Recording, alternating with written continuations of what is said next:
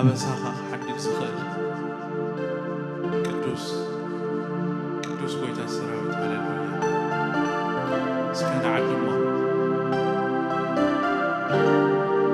إذا منفس زي أبزلو كل زي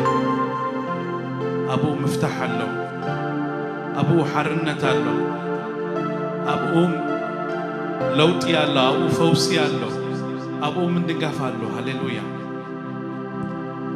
إذا منفس زي أبزي بلوغن كل موتي هللويا سكان قدوس منفس سلوس منفس نايك زي أبيهر منفس سكان عدمو هللويا نعا أبقبائنا ترخب نبالو هللويا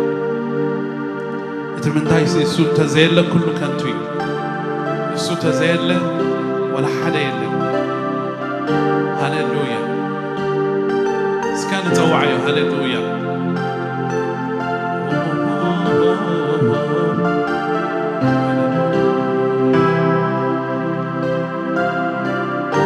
تمحرد زفتو قدوس نيزابير منفس هللويا سكن عندهم هللويا هللويا هللويا نعانا يزابير منفس نعا هللويا سخان تلقى كله هللويا سخان تلقى كله تبو يغون هللويا هللويا سكبانا يحلف هللويا بزرف دزي بنفس وقفنا يحلف الذكر دوس منفس هللويا هللويا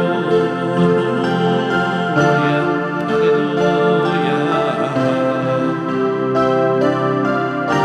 حلف هللويا نعانا يكزابير منفس هللويا هللويا هللويا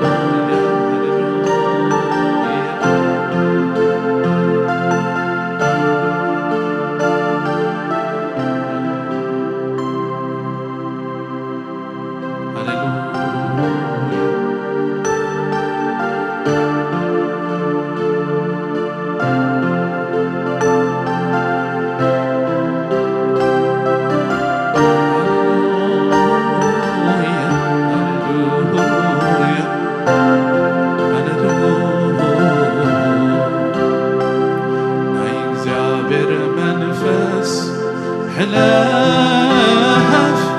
نيكزابر منفس حلف نيكزابر منفس نفس نيكزابر منفس نفس نيكزابر منفس حلف نيكزابر منفس حلف نيكزابر منفس نفس نيكزابر منفس نفس نيكزابر منفس حلف بقوا بقينا هللويا منفس حلف نيكزابر منفس حلف نيكزابر منفس خلقلك بخبري تقلت كي تخلقلك دليك هاكبر كي تخلقلك بخبري تقلت كي تخلقلك دليك هاكبر كي تخلقلك بخبري تقلت كي تخلقلك بخبري تقلت كي تخلقلك دليك هاكبر كي تخلقلك دليك هاكبر نيكزابر منفس حلف نيكزابر منفس نيكزابر منفس نفس نيكزابر منفس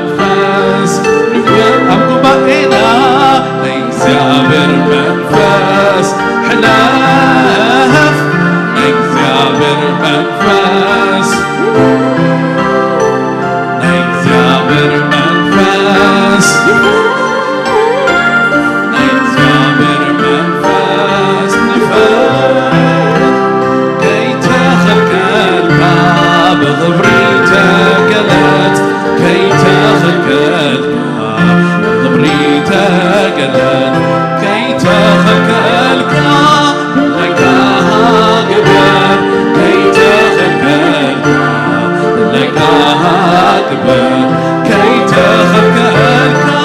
بغوري تقلت كي تخلقك بغوري تقلت كي تخلقك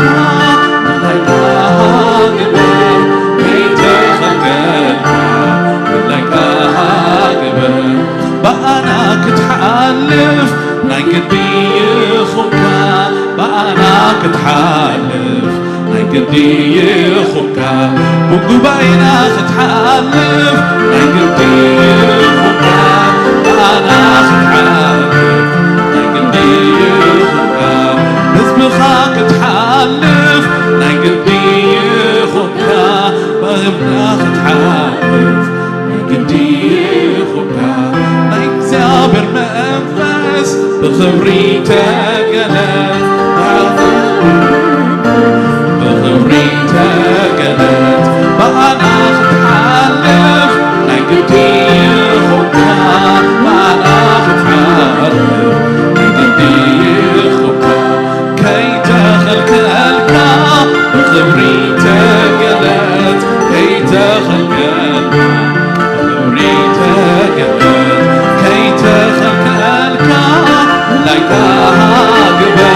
كي تخلقك لك أكبر كي تخلقك لك أكبر كي تخلقك تلخ يكبر كي تخلقك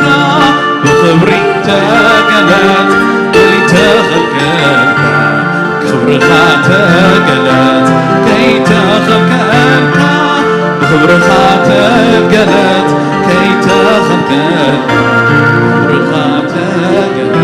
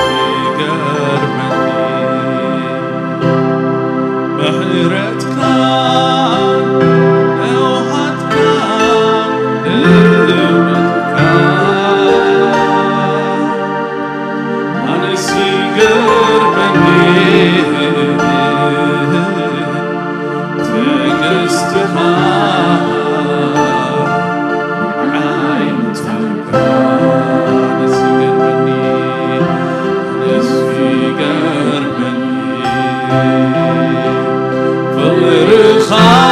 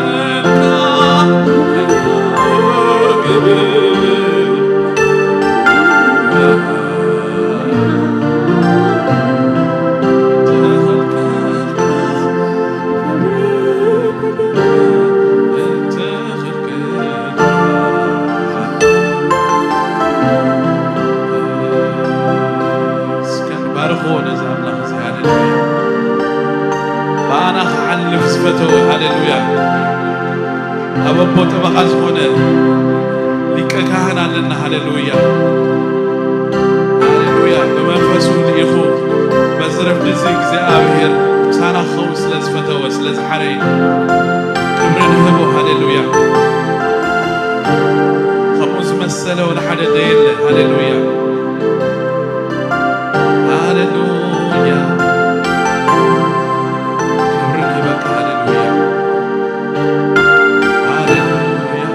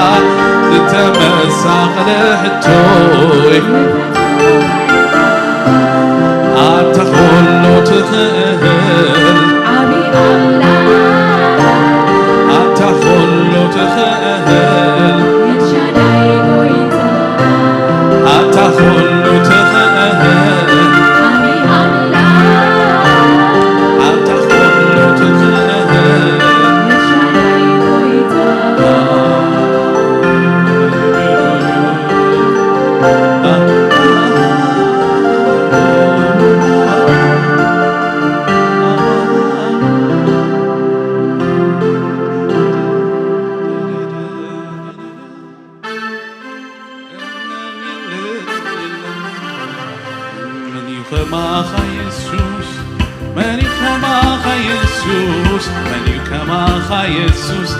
مني كماخا مني كماخا يسوس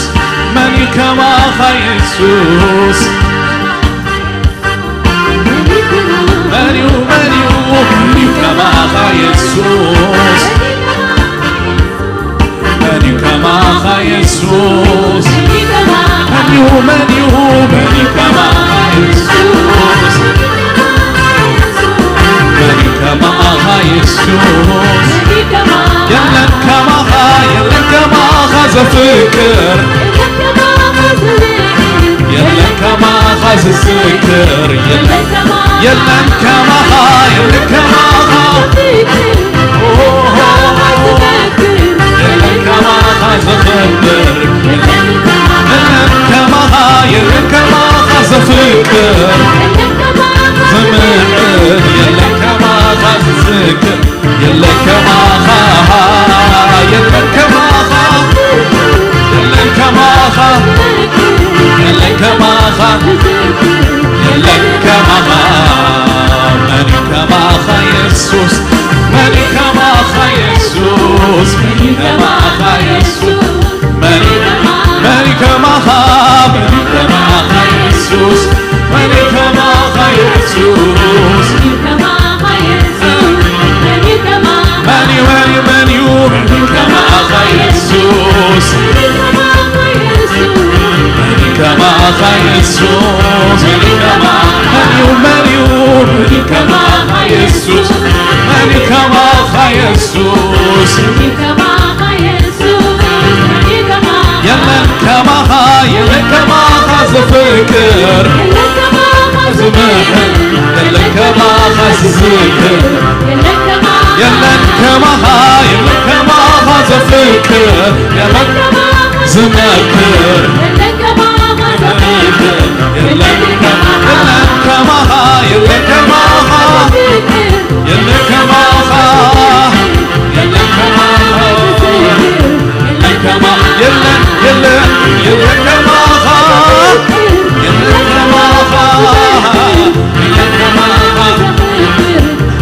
كماخا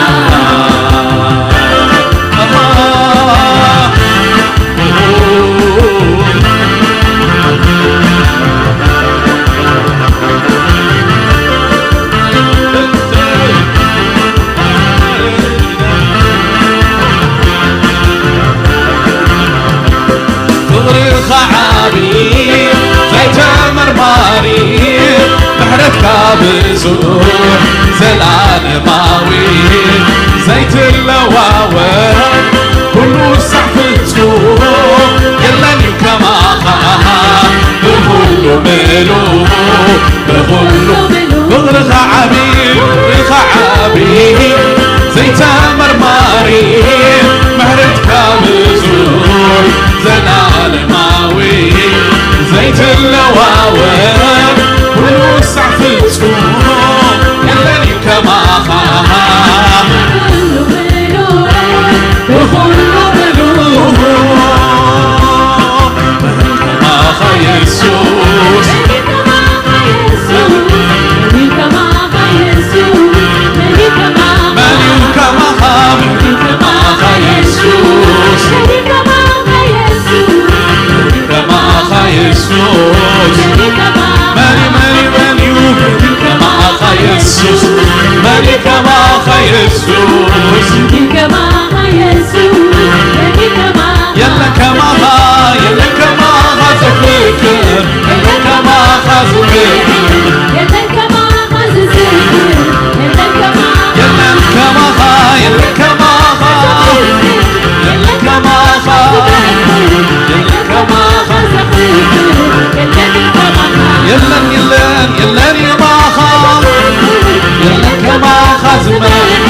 يلا كماخا زسكر يلا كماخا يلا كماخا يلا كماخا يلا كماخا يلا كماخا هاليلويا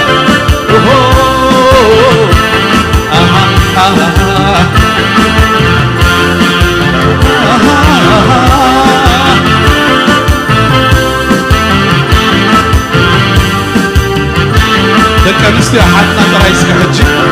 تمال اللوم بحسح تمال اللوم لسان عالمي ويتاي غسيقا عيتال ويتكا لسان منو وفمر منو ولنتناها عزيو تلقون عزيو تلقون كلهم لك نستيو طرح تمال اللوم لسان عالمي ويتاي غسيقا عيتال ويتكا لسان منو وفمر منو ولنتناها عزيو تلقون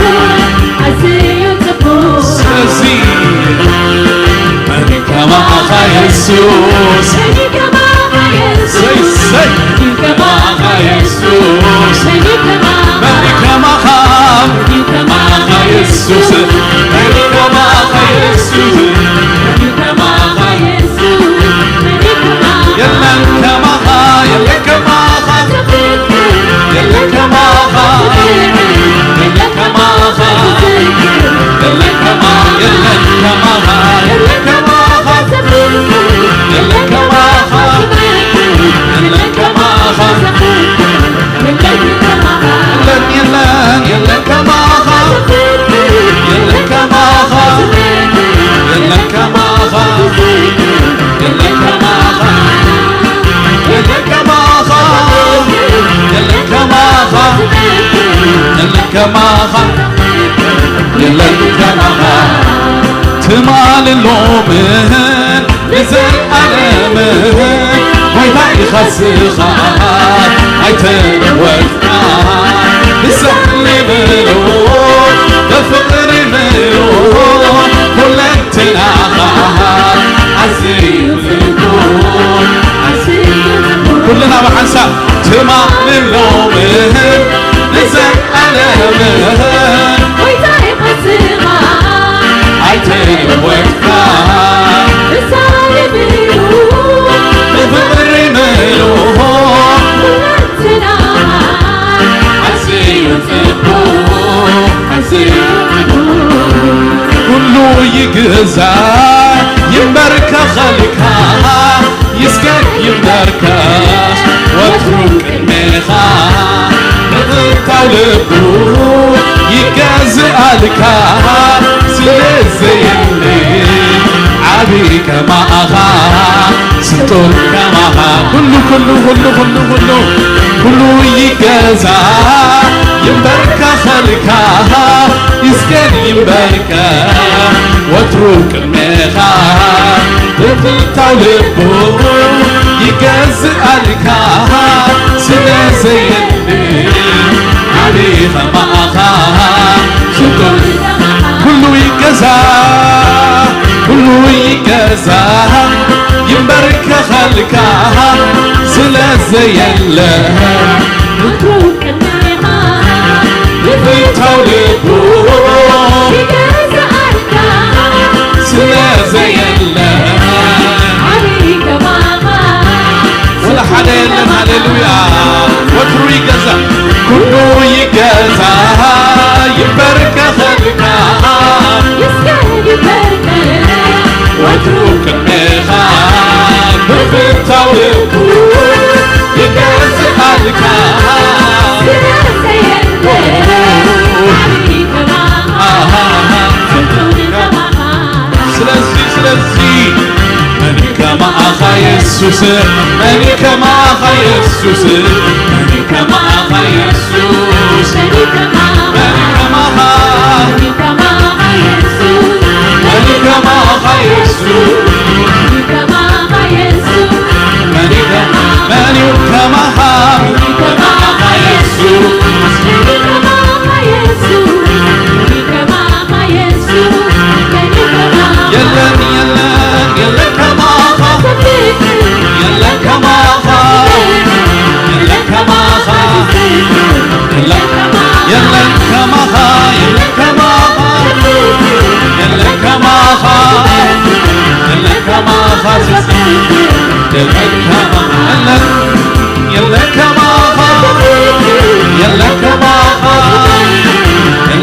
كماها يلم يلم يلم كماها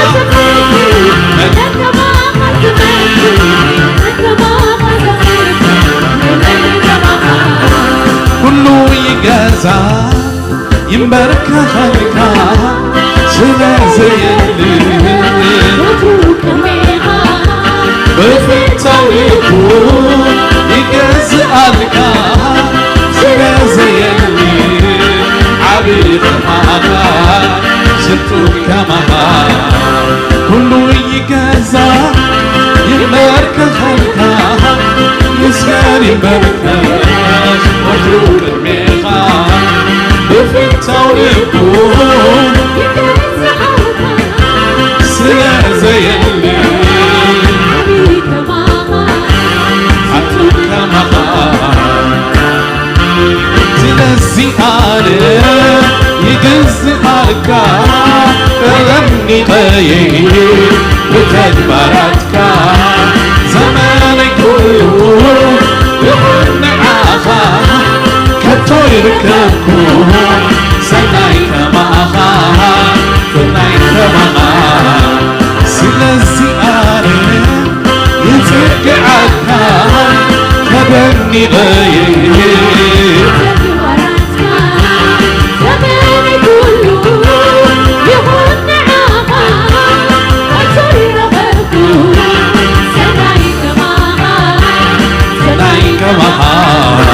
سلسي أنا يقلق عكا خليني غير زماني كله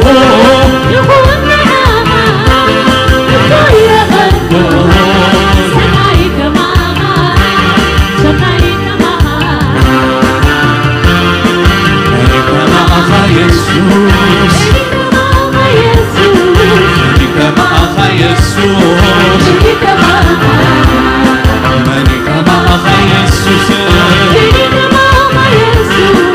ملك معها يسوس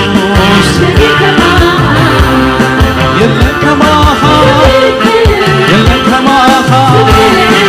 يلك معها يلك معها يلك معها يلك معها يلك معها يلك معها ملك معها يسوس ملك معها يسوس ملك معها يسوس ملك معها ملك معها ملك معها يسوس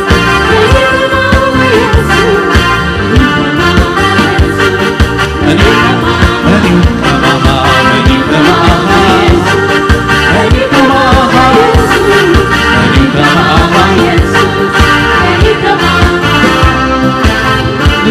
لناخا من اللوز دفرون يحاوي مكاخا من اللوز لناخا من اللوز دفرون يحاوي مكاخا من اللوز دفرون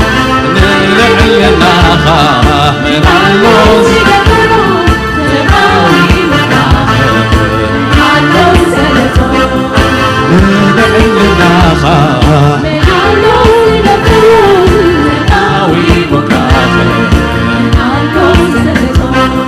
أرسي خالعوني خالخلو تقسر ومحدر خطويتا قلن أرسي خالعوني خالخلو تقسر ومحدر خطويتا يلن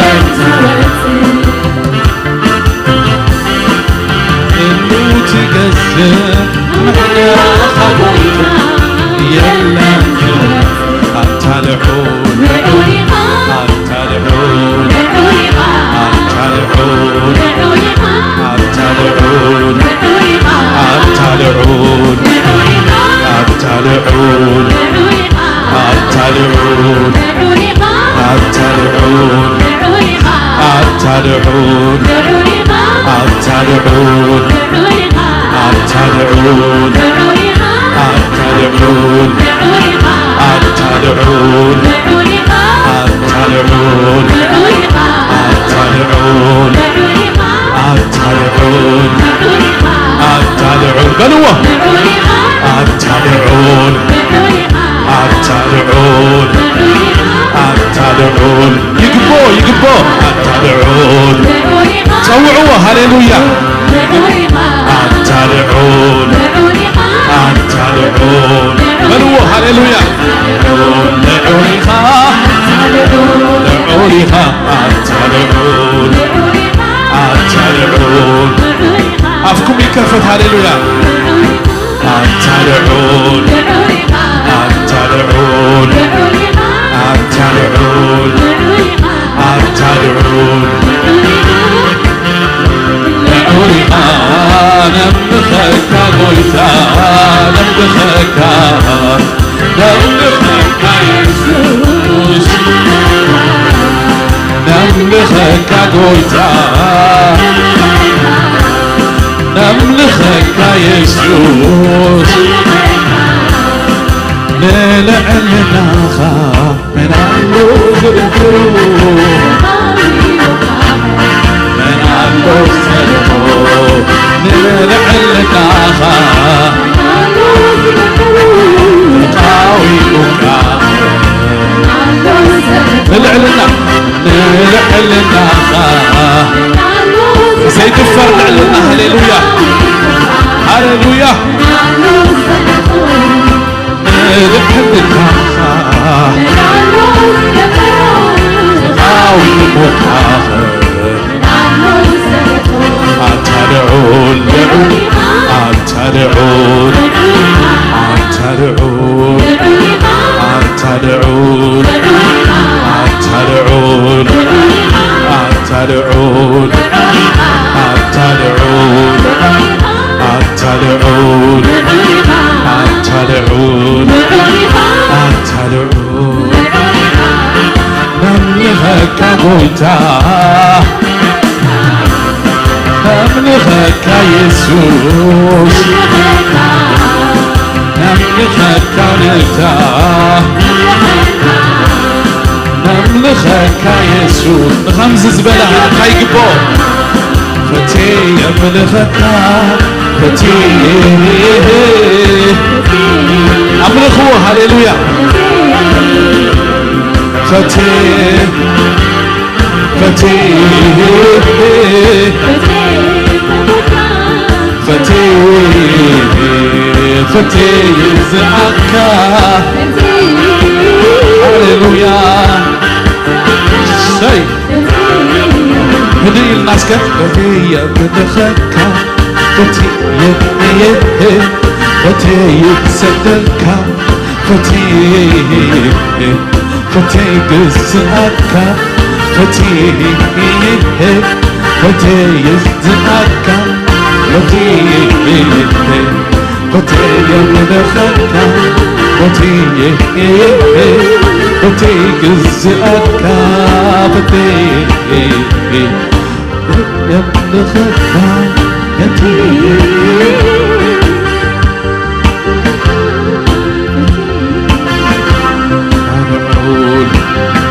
أتدعون أتدعون أتدعون أتدعون أتدعون دعونيها أتدعون دعونيها أتدعون دعونيها أتدعون دعونيها أتدعون دعونيها أتدعون أتدعون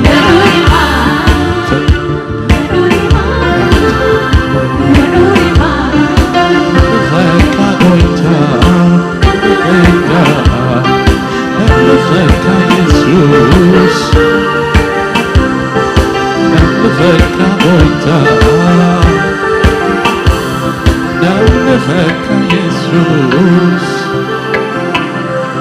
نملخك قلتا نملخك يسوس نملخك قلتا نملخك يسوس فتي يملخك فتي زأكا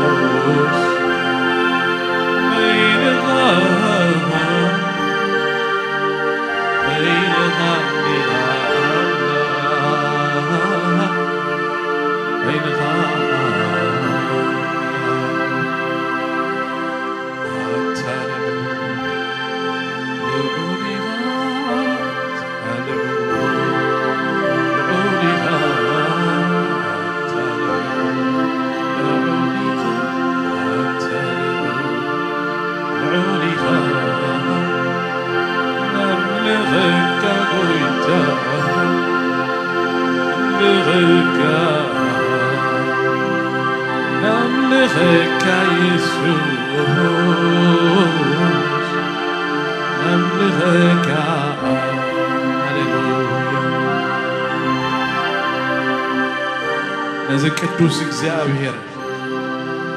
ኣብ ዝፋኑ ኩሉ ግዜ ቅዱስ ቅዱስ ጎይታ ሰራዊትና በሉ ዘምልኾ ኣምላኽ نملكك ጎይታ نملكك ملأخت حبيرنا خم تبنى يسي وحده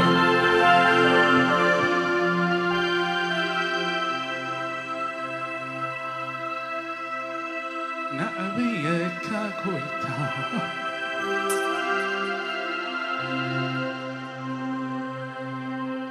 نعبيك يسوس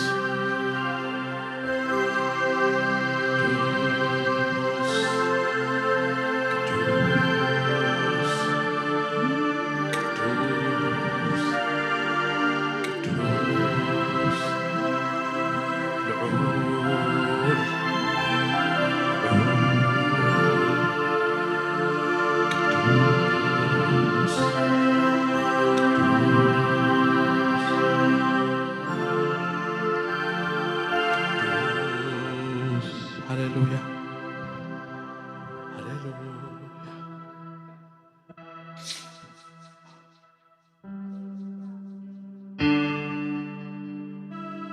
هللويا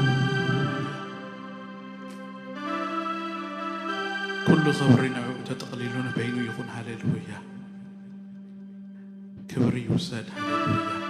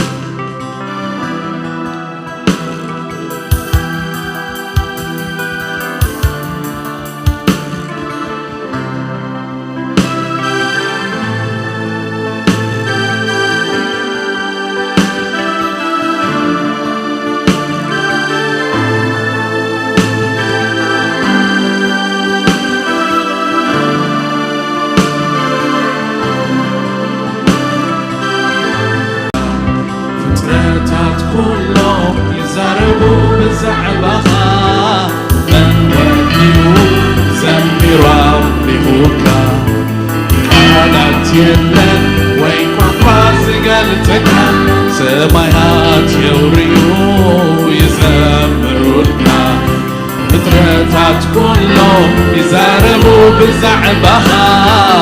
من وديو زميران نهوكا حالات يلن وين قفاز قلتكا مايات يوريو يزمروكا فترتات كله يزاربوا بزعبها من وديو زميران نهوكا حالات يلن وين قفاز قلتكا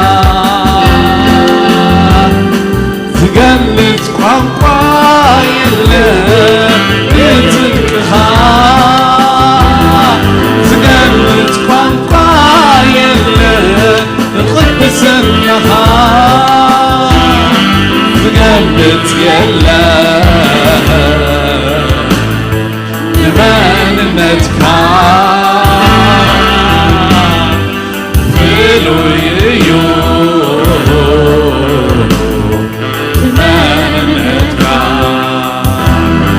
زقلت قنقا يلن نتنكها زقلت قنقا يلن تلبس النهار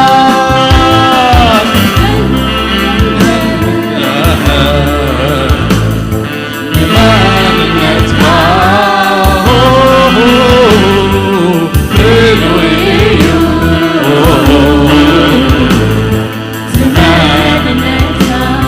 زقلت قلات زقلت قلات يلن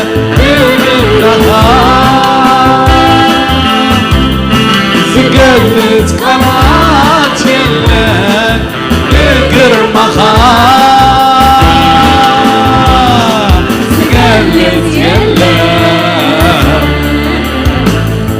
لمن ندفعه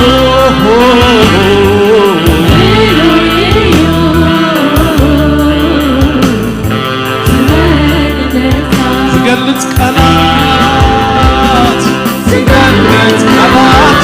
يلن نعلبتك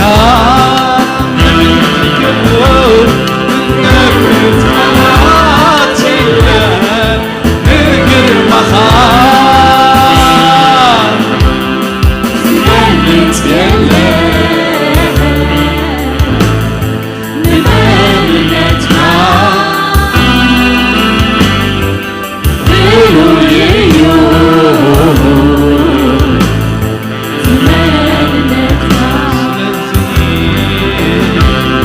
قدوس قدوس قدوس قدوس قدوس قدوس قدوس قدوس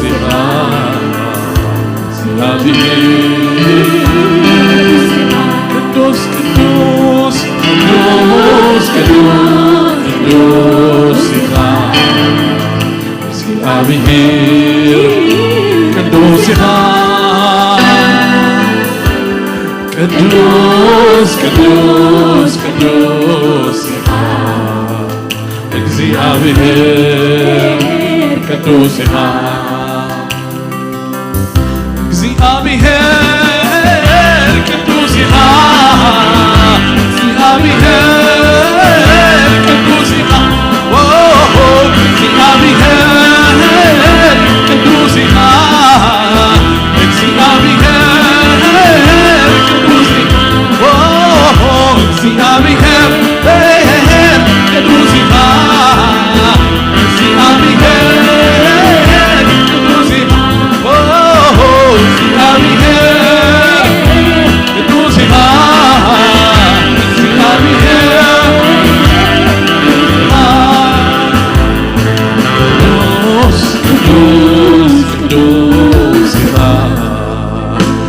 እግዚአብሔር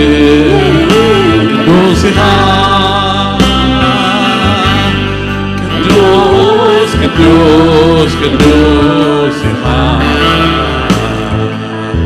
እግዚአብሔር ቅዱስ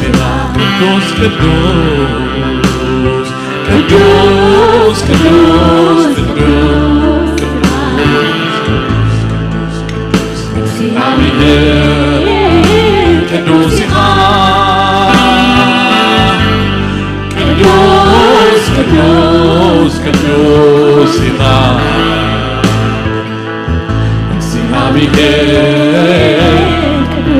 መንፈስ ኮይና ሁልና ቅዱስ ንበሎ ቅዱስ ኢኻ እግዚአብሔር ቅዱስ ኢኻ ቅዱስ ኢኻ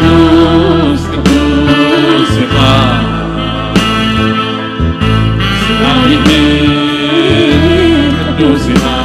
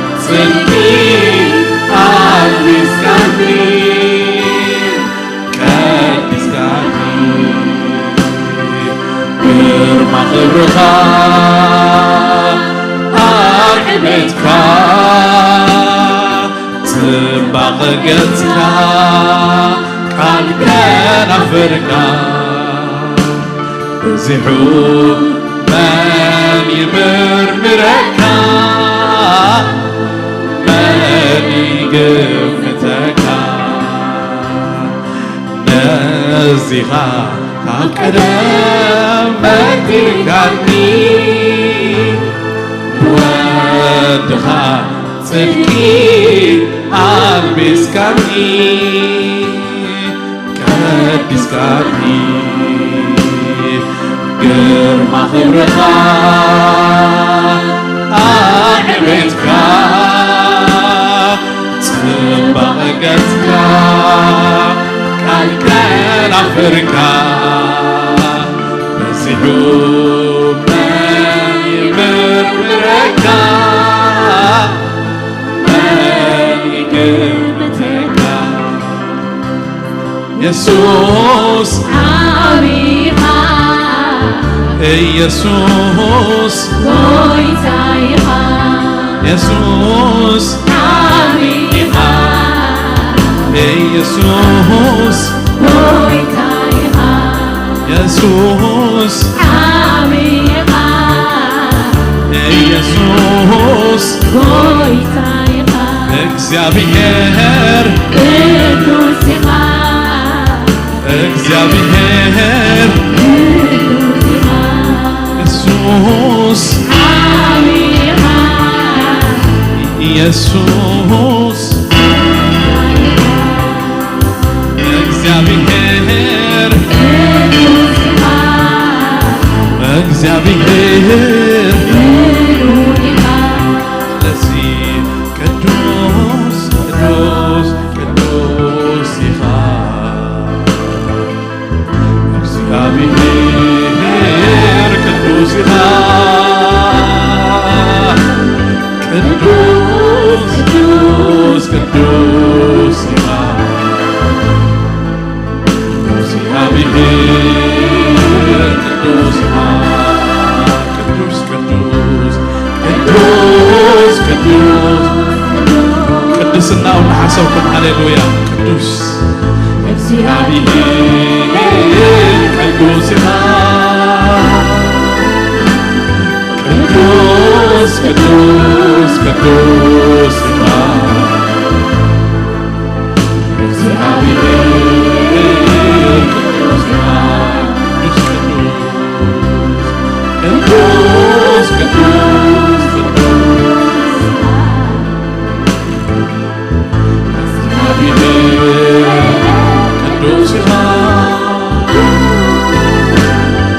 ቅዱስ ቅዱስ ቅዱስ ኢኻ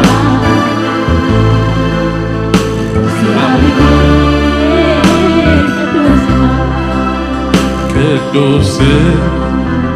ቅዱስ ቅዱስ እግዚአብሔር ኣብ ቅዱስ ቦታ ትነብር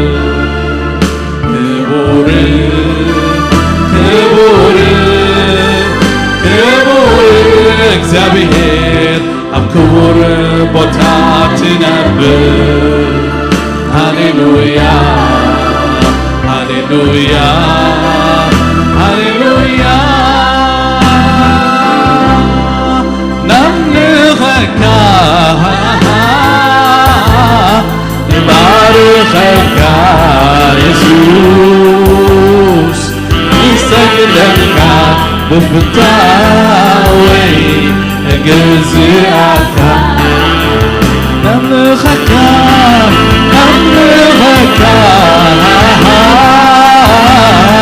ንባርኸካ ኢየሱስ ንሰግደልካ እግዝኣካ ቅዱስ ቅዱስ ቅዱስ እግዚአብሔር ኣብ ቅዱስ ቦታ ትነብር ክቡር ክቡር ክቡር እግዚአብሔር ኣብ ቅዱር ቦታ ትነብር ሃሌሉያ ሃሌሉያ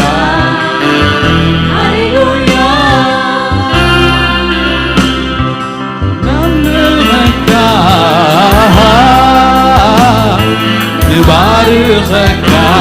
ኢየሱስ ንሰግደልካ ብፍታውና ግዝኣካ ንዓኻ نملخك نبارخك ንሰግደልካ ብፍታውና ንግዝኣካ ንዓኻ ቅዱስ ቅዱስ ቅዱስ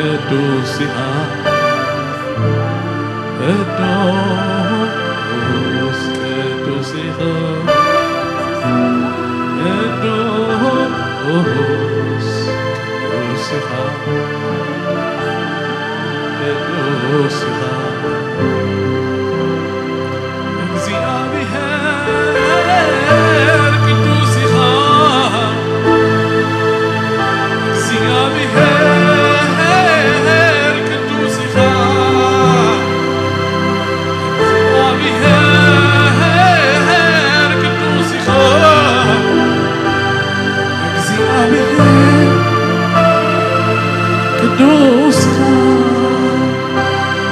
ቅዱስኻ ቅዱስኻ ቅዱስኻ ቅዱስኻ ቅዱስኻ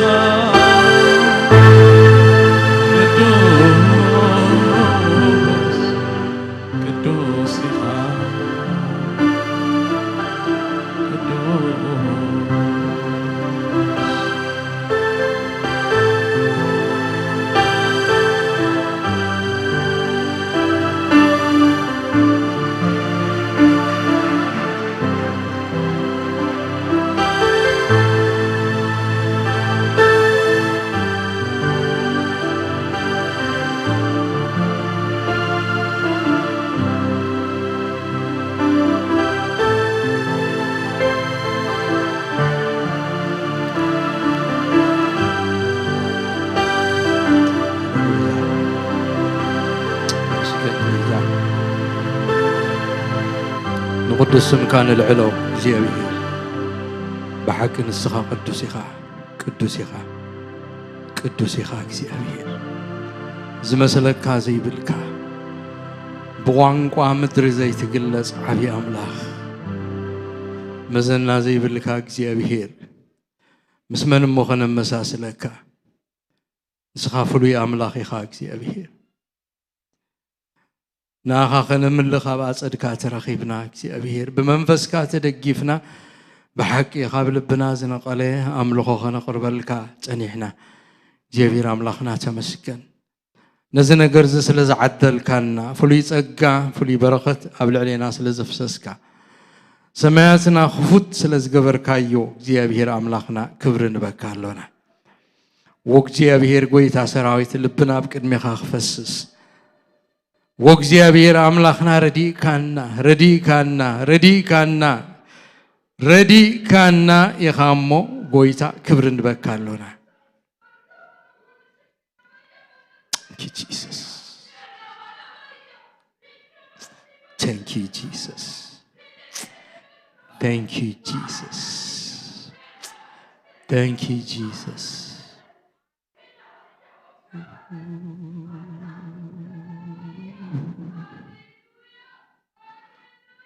Thank you, Lord.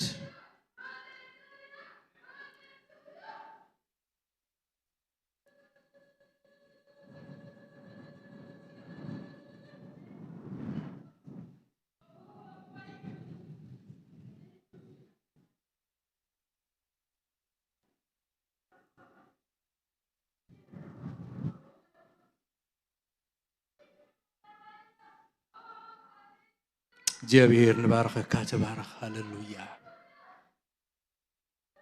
تبارك كبر نسمك الشاداي زخونك أملاك كل خالي هاللويا يسوع تمسكن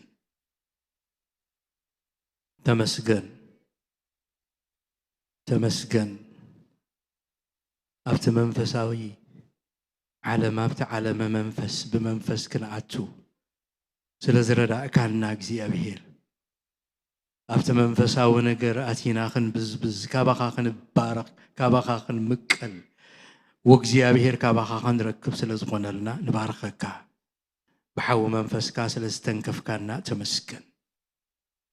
زمعلت زي أقويتا فليت معلت سلاز قبرك لنا نباركك بقدسنا خا بعبيتك خن عبي ردي كنا حسب ردي كنا عبيتك خن قلت أبكر ميخا خن ودو كن سجد ردي كنا يخاموك زيابير تمسكن جد ما تعرف زرلك زينا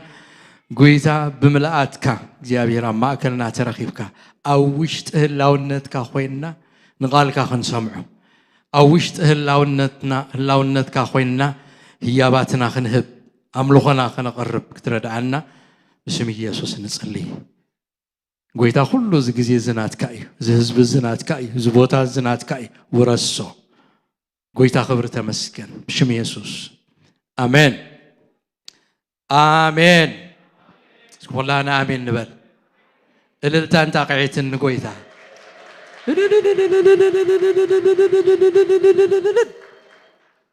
ኢየሱስ ጎይታ እዩ ዕሽርናን መባእናን እናሃብና ኣብቲ እግዚኣብሔር ዝሃበና መቂልና ክንህብ ግቡእና እዩ እግዚኣብሔር ብድምፂ بمزمور بكل نفسنا بكل حيلنا بكل حسابنا بملء لبنا نملخه إنا እግዚአብሔር ይመስገን በትህያብና نأملاخ بمهابك أبت أملاخ سريع لنا زلو ببخراتنا بعشرنا بموبائنا خا እግዚአብሔር أملاخنا نخبروينا خابت እግዚአብሔር ذهبنا ما قيلنا بمهاب እግዚአብሔር نسخاي خا ذهبكني إنا نبل زلنا أملخك كاللخو إلنا إنا نهب سلز خلاتنا هيابنا عشرنا الموبائنا نكنهب كلنا نأملاخ نملخ كم زلنا نحسبنا كنهب يزقبا كمزي كنهب كالناس كم دربي نبلو نقرأ يكونن أبكد مجزيابير نهب كم زلنا تردينا كنهب يقبا مجزيابير يمسكن كن من أبزخون قداينا محلافنا نتاب تقاكم زلو عند حدير كان أخا بمرأي لبي حقوس إلى الله مجزيابير يباركا ناخا أبيت እግዚአብሔር بمرأي حقوس إلى الله خويلكم تبو غيركم سلام بلوا تبتقاهم زلو كندي سبات نحد حدنا خم نفالت ندعي بيت أملاك كنا قلنا حد حدنا خم نفالت حواتنا نحاتنا كنفلت قبوي مالتي نفالت يقبانا من يزندعي شمو قال خنبل بحنسا 10 عام تاني حكا زي تفالت كتكون تخالقه شموم من النطم من مخانم أو حدا بيت كريستيان كيدسي سلست 4 7 دار كافتي قبا يوز يومسي دحار زيوم دوت فولت منيا زيا منيا سيت منيا مني شمع النابلسي حتو نيروم مالتي دارقا ذكرم نقريم 10% ليم 10% يوم من اللي سوم تمفلات أمسي مع رخندي قاب كم زنبارو تراي مالتي سلزن نفلت نزرارب نتحتات كميل لخان بحال حدا أكل إنا سدرابيت أملاخ إنا زين فلتون تواي يزبال أما أكلنا أيهالو كلها هنا زيرا أنا زي فلتنا ينترلو قريبنا نفلتو نقربه إبرنا أملاق يكون أب أخايو من مقال تسقع زلوا أمر رخاب برخ كبيو تسقع زيابير شير زخون برخ كبيو قال أملاق ممعات زخون برخ كبيو فقري زمسرات حبرت زمسرات أمه زين فولت أقوانا زخوننا أيهالو انترينا أقوانا زخوننا خوين سلام بني حوي أي فلت كخان إلنا نلا ليو بني غابتي أي فلت كخان እግዚአብሔር ይባርክኪ ناخذ مرأي حقوسي لله ناخذ مرأي حقوسي لله ويلنا قروم زخانة فقرنا تأملاخ بلبنا زفسسو أمن حد حدنا شيرك نقبرو يقباي كبرنا أملاخ يخون نسب حدار زلنا قدامي أقلقلتنا كلت شحن أسرانا 4 أبتات متزل حجي قدام ياخد كون لازم بزح ساعة نجيرنا هنا خندي تمسجيبهم كم زلوا أي فلت كن تبو تاعت حلفت جزي فرز استزاربا قوم نجر جير الله كبرنا أبلاغ يخون ليس معكم ترليهم لما جمريا جيشكم زغنهم ويبستفعل عليه من قد برنامج زي ترخبكم ذات متزل قدم فلي زخانة نايسب حدار أقل كلوت علنا لسبايكم سبيتكم كتمرعو حساب زلكم سينجلس تخونكم مجيكم نايز بركة زي تخافل تكونوا عندنا خلنا زخاخركم نفتو እግዚአብሔር ይመስገን ካለ አገልግሎትና ሁሉ ኸንዝክሮሞ ኣብቲ ተዳሊ ዘሎ ማዕድታት ተረኺብና ክንካፈል ሰብ ብንጌራ ጥራይ ኣይነብርን ካብ ኣፍ ኣምላኽ ብዝወፅእ ኩሉ ቃል እምበር ምግብና እንጀራና ማይና ዝኾነ ቃል እግዚአብሔር ክንምገብ ስለ ዘለና በመንፈሳዊ ነገር ክንዓቢ ስለዚህ ኣብ ግምት ኣትዎ ማንደይ أتحيزو سقع ساندي دارجا شوعتي ومعلتي البرنامج زلنا شدشتن فرقان ماندي بزوم زكايد قال أملاخ لنا بزعبا منفس قدسن هي باتون تيوسداي بايبل ستادي الله ዌንስደይ ሚድዊክ ሰርቪስ ኣለና ካብ ሰዓት 6 ፈረቓን ጀሚሩ ክሳብ ሰዓት 8 ፍራይደይ ካብ 6 ፈረቓን ጀሚሩ ክሳብ ሰዓት 9 ዝጸንሕ ጸሎት ኣለና ቀዳም ባይብል ስታዲ ኣሎ ከምኡውን ኣብዚ ዘይንጠቕሶ ንኣገልገልቲ ዝወሃብ ትምህርቲ እውን ኣሎና ሳንደይ ከዓ ሰንበት ንግሆ ሰዓት 9 እስካብ ሰዓት 10 ወደ መዝሙር ዝብል ትምህርቲ ንመሃር ኣለና ካብ 10 ከዓ እቲ መደባዊ ኣገልግሎትና ኢና ንገብር ዘለና እቲ መደብ ኣብ ካላንደርኩም ጽሓፍዎ እሞ ምስቲ ዕለታዊ ናብራኹም ኣመቻችኢኩም ኣትሊስት ኣብ ሓደ ኣገልግሎት ክትሳተፉ ኣብኡ ከዓ ክትምገቡ ቃል ኣምላኽ መንፈስ ቅዱስ ክትምልኡ ሓደራ ክብለኩም ይደሊ ካልእ ንማዘር ሰማይ ዘክርዋ ማዘር ሰማይ ኩሉ ግዜ ኣይትረስዕዋ ኢኹም ሓውና ፍረዝጊ ክመጽእ ከሎ እናጸለየ እዩ ዝመጽእ ሎሚ ከመንኮን ማዘር ሰማይ ይዝክራ ኸውን እናበለ እዩ ዝመጽእ ስለዚ ማዘር ሰማይ ዘክርዋ ጓልና ኤፍራታ ኣላ መንፈስ እግዚኣብሔር ብውሽጣ ትንክፍ ኣቢልዋ ሎሚ ኣብ ቅድሚት ወፅኤ ንኣምላኽ ከምልኸ ክዝምር ኢላላ ኤፍራታ ዌልካም we are glad to see you we're happy to see you singing praise the lord baby ኮይና መጽያ ሕጂ ከዓ በጽሒ ኮይናላ ክብርን ኣምላኽ ይኹን እግዚኣብሔር ሰናይ እዩ ክብርን እግዚኣብሔር ይኹን ንሳ ምስ ዘመረት ናብ ቃል እግዚኣብሔር ኣምላኽ ክንከይድ ኢና ሎሚ ዘገልግለና ሓውና ሲራክ እዩ ንሳ ምስ ዘመረት ንቅድሚት መጽኢካ መልእኽቲ ተተቕርበልና ኢኻ ክብርን ጎይታ ሓንሳ ኣጣቕዑላ እስኪ ኢድኩም ዘርጊሕኩም ካ እግዚኣብሔር ይባርኽኪ እስኪ እዳውኩም ዘርጊሕኩም God bless you Ephrata God bless you Ephrata God bless you Ephrata praise God ኣምላኽ ንኽብሩ ይጠቐመላ ኣሜን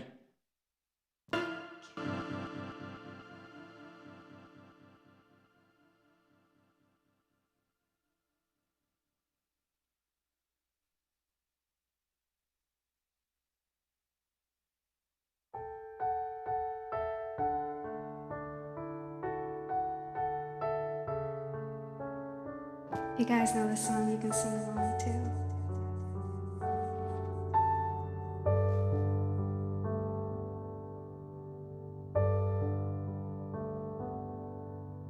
Light of the world,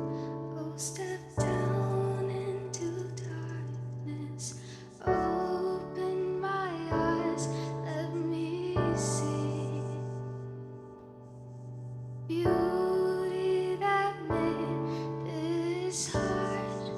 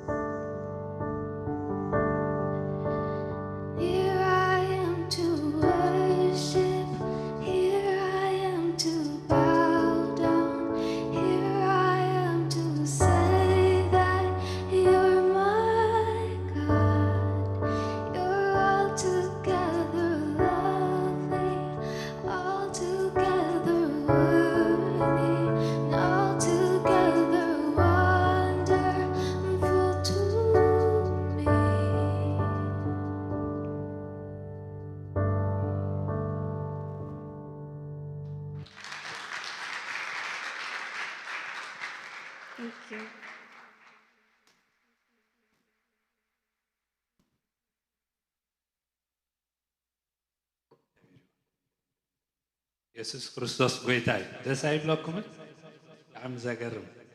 እግዚአብሔር ይባረክ ዋው ብጣዕሚ ደስ ይለኒ ጎይታ ይባረክ ኢየሱስ ክርስቶስ ጎይታ እዩ ክብሪ ንእግዚአብሔር ይኹን ከምዚኦም ከዓ መንእሰያት ኣለውና ማለት እዩ ናሽቱ ያው እታ መዝሙር ብጣዕሚ ፍልጥ እያ ኢንተርናሽናል መዝሙር እያ ብዙሕ ሰብ ዝዘምራ እያ እግዚአብሔር ይባረክ ስለቲ መዝሙር እግዚአብሔር ዘዳልወና ንእግዚአብሔር ነመስግኖ ፓስተር ረሲዑ ኣታ ራእየ ዮሃንስ ሕልፍ ትብሎላ ራእየ ዮሃንስ ኣላ ምሸት ሰዓት 7 ትጅምር ማለት እዩ ሰዓት 8 ኩሉ ግዜ ራእየ ዮሃንስ ኣቲናያ ዘለና ሕጂ ዛሎም ማዓንቲ ዝዘመረታ ኢና ሎም ማዓንቲ ክንዛረብ ራእየ ዮሃንስ ምዕራፍ 5 ኢና ናኣቱ ኣብቲ ቅዱስ ኣብቲ ሆሊ ግራውንድ ኢና ዘለና ኣብቲ ቅዱስ መድረኽ ኢና ኣቲና ሕጂ ዝተዛረበቶሲ ኩሉ ኣብታ ምዕራፍ ኣላ ማለት እዩ ታሕጂ ክትዛረባ ፀንሕት ናተይ ኣይኮነን ናይ ቃል እግዚአብሔር ማለት እዩ እግዚአብሔር ይባረኩም ሎማ ዓንቲ ብሓደ ኮይና ንዛረባ ኣብ ሉቃስ ምዕራፍ 19 ካብ ቁፅሪ 11 ጀሚርካ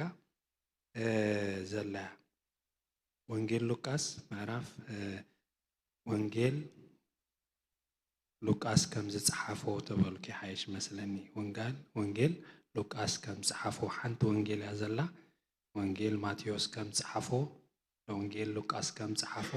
ወንጌል ማርቆስ ከም ዝፀሓፎ ወንጌል ዮሐንስ ከም ዝፀሓፎ ተባሂሉ እዩ ክትርጎም ዝግባእ ነይሩ ሓንቲ ወንጌል እያ ዘላ ብዙሕ ወንጌል የለን ማለት እዩ ኣብ ሉቃስ ምዕራፍ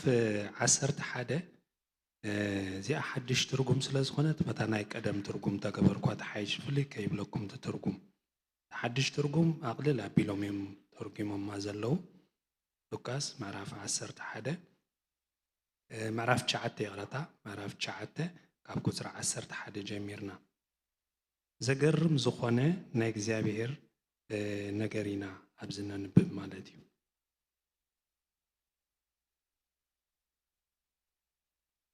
ሓንሳ እዚ ቴክኖሎጂ እቲ ቴሌፎን ኣቤካ ኮሚ ናይ ቴክኖሎጂ ነገር እግዚአብሔር ይባረክ ኣራይ ሉቃስ ክንደይ ኢለኩም ምዕራፍ 19 ግበሮ 19 ኩላትና ንኽብል እግዚአብሔር ሓፍ ንበል እሞ እቲ ክቡር ቃል ኢና ነንብብ ዘለና ናይ መንግስቲ ቃል እግዚአብሔር ይባረክ ሓፍ ኢልና ዝኽቡር ዝኾነ ናይ እግዚአብሔር ቃል ከነንብብ ኢና ሉቃስ ምዕራፍ 19 ካብ ቁፅሪ 11 ዘሎ ጀሚሩ ማለት እዩ ንሳቶም እዝን ክሰምዑ ከለዉ ድማ ናብ ኢየሩሳሌም ቀሪቡ ነበረ እሞ መንግስቲ ኣምላኽ ከኣብኡ ብኡ ከም እትገሃድ ይመስሎም ስለ ዝነበረ ወሲኹ ምስላ ተዛረበ ስለዚ በለ ሓደ ውሉድ ጭዋ መንግስቲ ተቐቢሉ ክምለስ ናብ ርሑቕ ሃገር ከደ ንዓሰርተ ባሮቱ ፀዊዑ ከዓ ክሳዕ ዝመፅእ በዚ ንገዱ ኢሉ 10 ምና ሃቦም ደቂ ዓዱ ግና ፀልእዎ እሞ እዚ ክነክሰና ኣይንደልን ኢና ኢሎም ደድሕሪኡ ለኣኹ ኮነ ድማ መንግስቲ ተቐቢሉ ምስ ተመልሰ ነቶም ወርቂ ዝሃቦም ባሮቱ ክንደይ ዝኣክል ከም ዝረብሑ ክፈልጥ ክፅውዓሉ ኣዘዘ እቲ ቀዳማይ ጎይታይ ምናሃ 10 ምና ወሊዳ ኢሉ ቀረበ ንሱ ከዓ ኣታሕያዋይ ባርያ ጽቡቕ ገበርካ ብሒደት እሙን ኮይንካ ኢኻ እሞ ኣብ 10 ከተማ ተሸየም በሎ እቲ ኻልኣይ ድማ ጎይታይ እታ ምናኻ 5 ምና ወሊዳ እናበለ መፀ ነዚ ድማ ንስኻ እውን ኣብ 5 ከተማ ተሸየም በሎ ሓደ ካልእ ድማ ጎይታይ ዘይንበርካዮ እተልዕል ዘይዘራእካዮ እተዓፅድ ሓያል ሰብ ኢኻ እሞ ፈሪሄካስ እዛ ኣብ ቁራፅ ዓለባ ቋፂረ ዘፅናሕክዋ ምናኻ እናሃልካ እናበለ መፀ ንሱ ድማ ኣታ እኩይ ባርያ ከምቲ ኣፍካ ዝበሎ እፈርደካ ኣለኹ ኣነ ዘይንበርክዎ ዘልዕል ዘይዘራእክዎ ዝዓፅድ ሓያል ሰብ ምዃነይ ፈሊጥካ ከለኻስ ስለምንታይ ደኣ ነቲ ወርቀይ ኣብ ሸረፍቲ ዘይንበርካዮ ኣነ መፅየ ምስ ወለዱ ምወሰድክዎ ነይረ በሎ ነቶም ኣብኡ ደው ዝበሉ ሰባት ከዓ እታ ምና ኣግደፍዎ እሞ ነቲ 10 ምና ዘለዎ ሃብዎ በሎ ንሳቶም ከዓ ጎይታይ እትስ 10 ምና ኣለዎ በልዎ ንሱ ድማ ንዘለዎ ዘበለ ክወሃቦ እዩ ነቲ ዘይብሉ ድማ ግና እታ ዘላቶ እኳ ከግድፍዎ እዮም እብለኩም ኣለኹ ነዞም ኣነ ክነክሶም ዘይደልዩ ጸላእተይ ግና ናብዚ ኣምጺእኩም ኣብ ቅድሚ ይሕረድዎም በለ ሓፂር ጸሎት ክንጽሊና እግዚአብሔር ኣምላኽ ንቓልካ ስኻ ስለተተጋሃሉ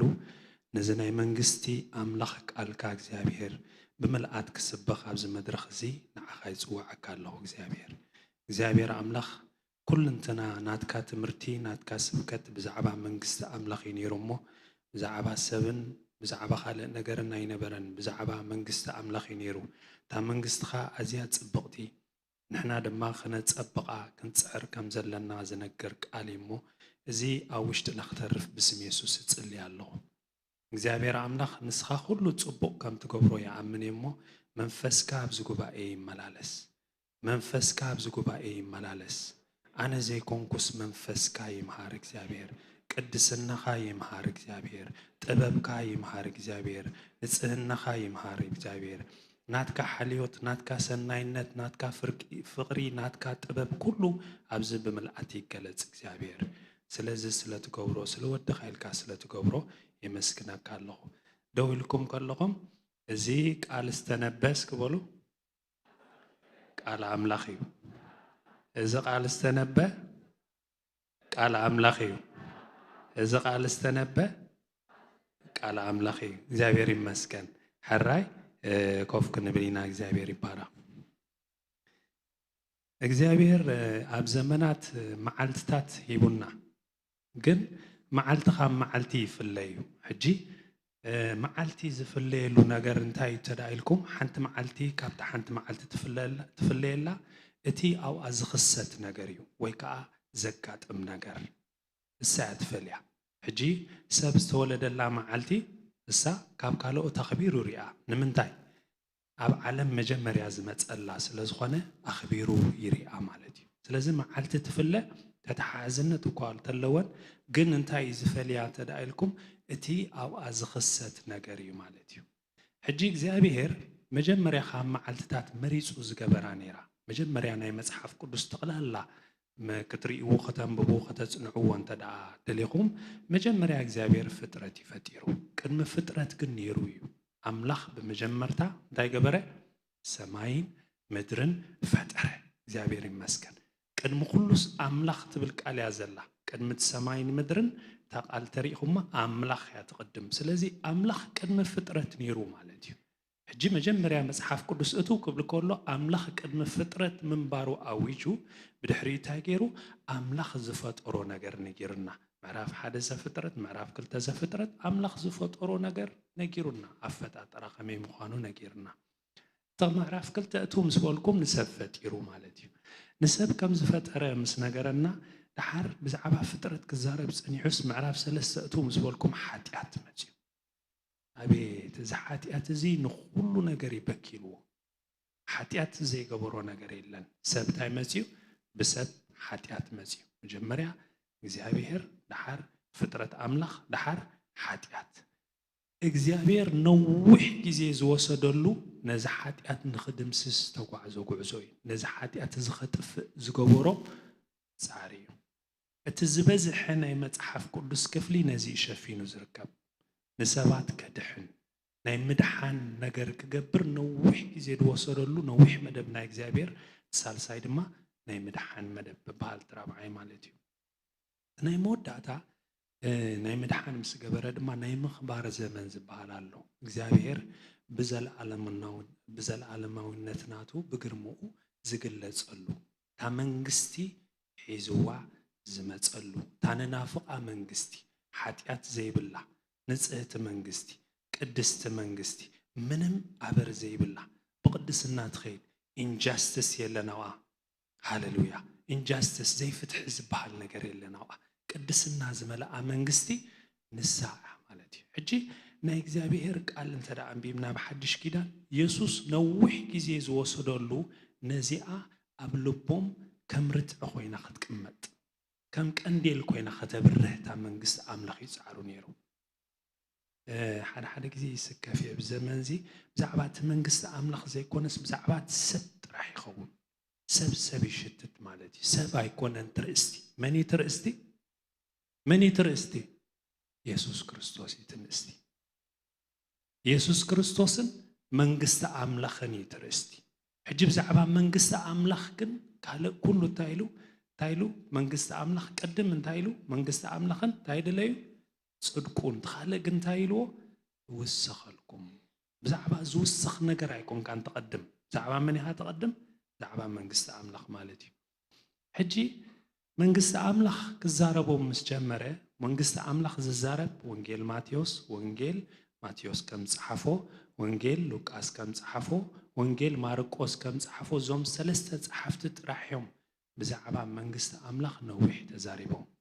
وانجيل يوحنس كم صحفو بزحي تزاربن زلون اي مثلنا نابتقال ان سلسته وانجيلات كن حقيفنا الله منجست أملاخ كم زتمثل منجست سمايات كم زتمثل كلتي عند مساسل قالين سينونيمس ينزبعلا مالتي نوح جزي أدفيو أو إنجيل ماتيوس ونجست سمايات ندابل خمسة تمثل له 43 مسلاتات نا يسوع كريستوس الله مالتي كابزنا 43 13 مسلاتات بزعبا kingdom of God زاربي بزعبا انتاي بزعبا منجست أملاخ زاربي نمنتاي مسلات تقيمو እግዚአብሔር نمنتاي يسوع كريستوس بزعبا مسلات زارب بزح عينات الله بزو حدا بشوعات عينات نايس نصحف ملكع مصحف قدس قريب زلو بتاريخ ملكع بقطم ملكع بستفلالي نايس نصحف نايس قانقوا حيزو يخفيلو بر እግዚአብሔር ኮ بناي ملأخت ቋንቋ خزارب مخاله نحنا بزين فولط ቋንቋ مستزاربنا ስለዚህ ቋንቋ ድማ ይጽናዩ ይንበብ ስቂሉ አይኮነን ማለት ግጥሚ ናይ ግጥም ተራጓጉም አንተ ዘይፈልጥካ ትግጥም ክትፈትሖ አይትኽልን ኢኻ ምስላ ድማ ናቱ ዝኾነ ቀይድሎ ማለት እዩ ማለት ትሕጽረሉ ክትርጉሞ ከለኻሲ ማዓሲኻ ውሽጣው ትርጉም ተናዲ ማዓሲኻ ውሽጣው ትርጉም አይተናድን ትፈልጠሉ ሓሙሽተ መምርሕታት አሉ ንምስላ ክትርጉሞ ከለኻ ክትክተሎም ዘለካ ማለት እዩ ብዙሓት ቅድሜና ዝነበሩ ኣዝዮም ክቡራት ተጋግዮም እዮም እንታይ ገይሮም ንምስላ ኩሉ ምስላስ መንፈሳዊ ትርጉም ስለ ዘለዎሲ አሌጎሪካሊዩ ወይ ከዓ ውሽጣው ትርጉም አለው ወይሎም ትጻዓሩ አለው ሓደ ካብኣቶም ፍሉጥ ቶማስ አኩይናስ ተባለ ሰብኣይ ዘፈላሲ ነይሩ ኣብ ካቶሊክ ብዙሕም ዝድግፍዎ ብዙሕ ንፉዕ ሰብኣይ እዚ ግን ኩሉ ምስላ ውሽጣው ትርጉም ከናዲሉ ስለ ዝፈተነ በታ ሳምራዊ ሕያዋይ ሳምራዊ ትብል ሲታይ ገይሩ መስለኩም ኩላስ ውሽጣው ትርጉም ደሊላ نتحياوي سامرا وانتايلو أدامي ويلو تقدم استفترة نوع زملكت ينابله شو حتى نجر زرزيرو الله حجب زعوي يكون كزارب مالتي أبزيا مسلا بعدنا الله مسلا بعدنا الله حكي نابن تحنت مسلا مسل تايلكم أني انتاي الله عزيز فوتوا مسلا مالتي مسقولعة أيتمكر لحد انتاي مسكلبي أيتتحبا مسلا حنت حتصار كويناس نويح فوليوم توصي ازيا حنت حتصار قاليا ግን ብዙሕ ትዛረብ ቃልያ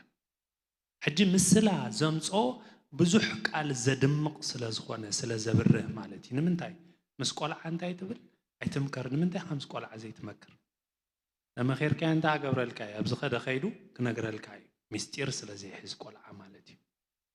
مسكلبي تتحبك مسكلبي تتحبيك أنت يزجبر تخلب خنبحيو تتحبيك يا زلخ آخر بخيام مالتي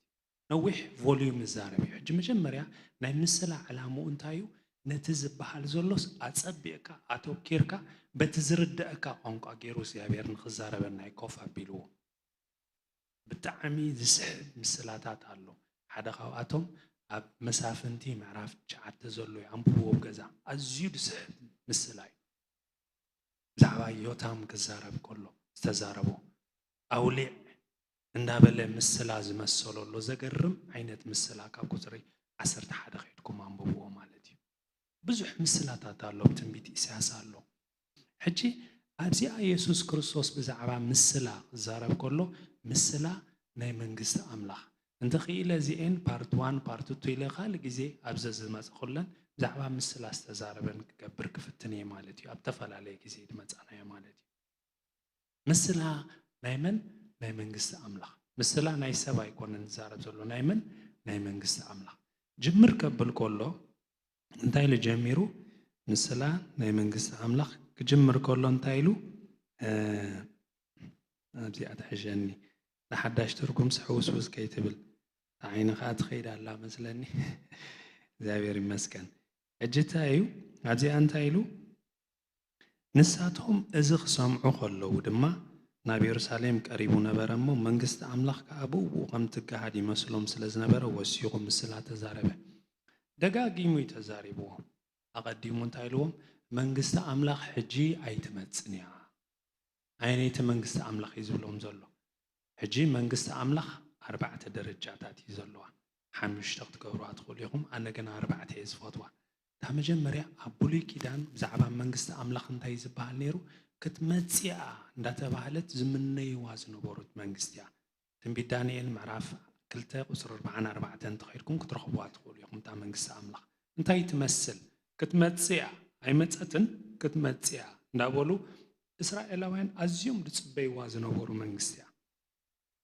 ድሓር ኢየሱስ ክርስቶስ መፅዩ ምፅእ ምስ በለ እታ መንግስቲ ሒዝዋ መፅዩ ወንጌል ማቴዎስ ምዕራፍ 4 ቁፅሪ 17 ምስከድኩም እንታይ ኢልዎም መስለኩም እዛ መንግስቲ ሒዝያ መፅየ ወይ ወንጌል ማርቆስ ምዕራፍ 1 ቁፅሪ 4 14 15 16 ምስከድኩም እንታይ እዛ መንግስቲ ሒዝያ መፅየ ኣለኹ ክልተ ነገር ግን የድልየኩም ምእማንን ምንሳሕን ሙሉእ እታ ሃገር እስራኤልስ ከምኡ ንክገብር ኢልዎም በቃ ክልተ ነገራት የድልየኩም ኢልዎም ከም ሃገር ከም እስራኤል እዚኦም ግን ክገብሩ ኣይከኣልን እንታይ የርእየና ናብቶም ናቱ መፀ ቶም ናቶም ግና እንታይ ገበርዎን ኣይተቐበልዎን ነፂጎሞ ዝሕፍር ነገር ምቕባል ጥራሕ ዘይኮነሲ ኣብቲ መወዳእታ እስኪ ወንጌል ዮሃንስ ንኺድ ምዕራፍ 19 ቁፅሪ 15 ወንጌል ዮሃንስ ምዕራፍ 19 ቁፅሪ 15 ምስከድና ከም ዝብል ቃል ነንብብ 19 ቁፅሪ 15 ዘገርም ቃል እዩ እንታይ ኢልዎም በታ ናይ ሓድሽ ትርጉም ሽዑ ንሳቶም ኒዮበሎ ስቐሎ ኢሎም ጫው ጫው በሉ ጲላጦስ ከዓ ንንጉስኩም ዶ ክሰቕሎ በሎም እቶም ሊቃነ ካህናት ከዓ እንታይ ኢሎሞ እንታይ ትብላ ኣላ ዓው ኢልኩም ብዘይ ቄሳር ንጉስ የብልናን ዋው ኢየሱስ እዚ ክሰምዕ ከሎስ እንታይ ኢሉ ነቲ ንጉስ ዝፅበይዎ ዝነበሩ ንጉስ ነገስታት ምስ ቄሳር ኢናትና ንጉስ እዚ ንጉስና ኣይኮነን ኢሎም ሪጀክት ገይሮሞ ሕጂ እታ መንግስቱ ሪጀክት ስለ ዝገበርዋ ኣብ ሮሜ ምዕራፍ 11 ቁፅሪ 25 ክዛረብ ከሎ እታ መንግስቲ እምበኣር ክሳዕ ኣነ ተመሊሰ ዝመፅእ ናብ ኣህዛብ እንታይ ክገብራ እየ ናብቲ ንዓይ ዝኣመነ ዘበለ ናብ ኣህዛብ ፕሮግራም ክጅምር ኢሉ እንታይ ገይሩ ናይ ኣህዛብን ናይ ኣይሁድን ብኢየሱስ ክርስቶስ ዝኣመነ ዘበለ ኩሉ ዝኣትዋ ቸርች ትብል ፕሮግራም ሳልሴት እዩ እግዚአብሔር መስሪቱ ሕጂ ብዛ ቸርች እዚኣ ብመንፈሳዊ ነገር እታ መንግስቲ ኣምላኽ እንታይ ትገብር ኣላ ትገዝእ ኣላ ሰባት ይበዝሑ ኣለዉ ሓቀይ መንግስቲ ኣምላኽ ስለዝተሰብከ ወንጌል ኣብ ተፈላለየ ብዛዕባ ኢየሱስ ሰምዑ ኣለዉ ኣብ ኣዝዩ ኣብ በዓል ኣፍጋኒስታን ኣብ በዓል ኢራቅ ኣብ በዓል ሰሜን ኮርያ ኣብ በዓል ቻይና ወንጌል እንታይ ኮይኑ እንዳሰፍሐ ኸይድ ኣሎ ደስ ኣይብለኩምን ዓላማ ይዞ የተሰለፈ ወሚልና ተስፋይ ጋቢሶምሽ ዓላማ ሒዙ ዝተሰለፈ ኣዝዩ ዘፍርህ ሰራዊት ኣምላኽ ንተፃረርቱ ኩሉ ድስዕር ብናትካ ሓይሊ ለይትን መዓልትን ሓቀ እንዴ ሕጂ እንዳሰፍሐ ኸይድ ኣሎ እቲ መንግስቲ ኣምላኽ እንዳገዘአት ትኸይድ ኣላ ብመንፈሳዊ ብዙሓት ይድሕኑ ኣለዉ ቀደም ፈፂሙ ወንጌል ዘይስማዕ ዝነበረ እንዳተሰምዐ እንዳሰፍሐ ኸይድ ኣሎ ሓደ ምልክት ማእዘር ሰማይ ኣብ ኤርትራ ኣትያስ እንታይ ትገብር ኣላ ወንጌል ይንገር ኣሎ ሓቀይ ወንጌል ይንገር ኣሎ ብዝተፈላለየ ብቴክኖሎጂታት ንሰፊሑ ኣሎ ስለዚ እዛ መንግስቲ ኣምላኽ ኣብያ ማለት እዩ ኣብ ውሽጢ ኮይና እንዳገዘአት ትኸይድ ኣላ ኣብዚኣ ክዛረብ ከሎ ግን እታ ናይ መወዳእታ ናይ ዘለዓለም መንግስቱ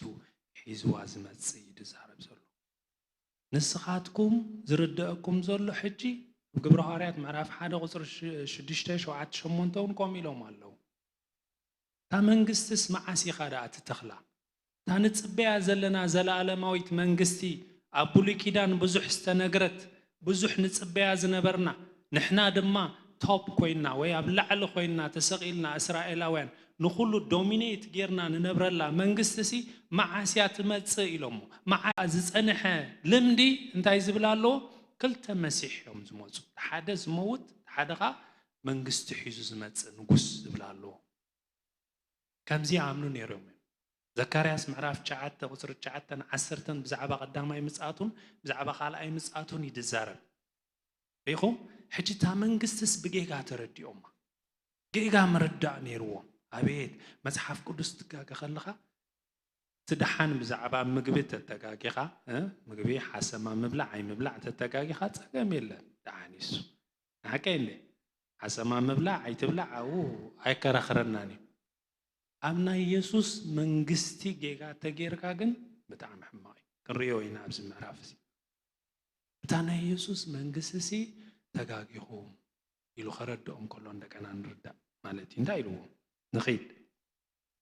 እንጌል ሉቃስ ምዕራፍ 19 ክንደይ ኢለኩም 19 ክንደይ 11 ጽቡቕ 11 ካራይ ምሳይ ኣለኹም ማለት እዩ እግዚአብሔር ይመስገን እሺ ወንጌል ሉቃስ ምዕራፍ 19 ቁጽሪ 11 ንኺድ ሕጂ ታይልዎም ናብ ኢየሩሳሌም ቀሪቡ መንግስቲ ኣምላኽ ከዓ ብእቦ ከም ትጋሃድ ይመስሎም ስለ ዝነበረ ወሲኹም ስላ ተዛረበ ምስ በለ ስለዝበለ ሓደ ውሉድ ጭዋ መንግስቲ ተቐቢሉ ክምለስ ናብ ርሑቕ ሃገር ከደ ጀሚራ ሕጂታ ምስላ ደስ ተብል ምስላ ሓደ ውሉድ ጭዋ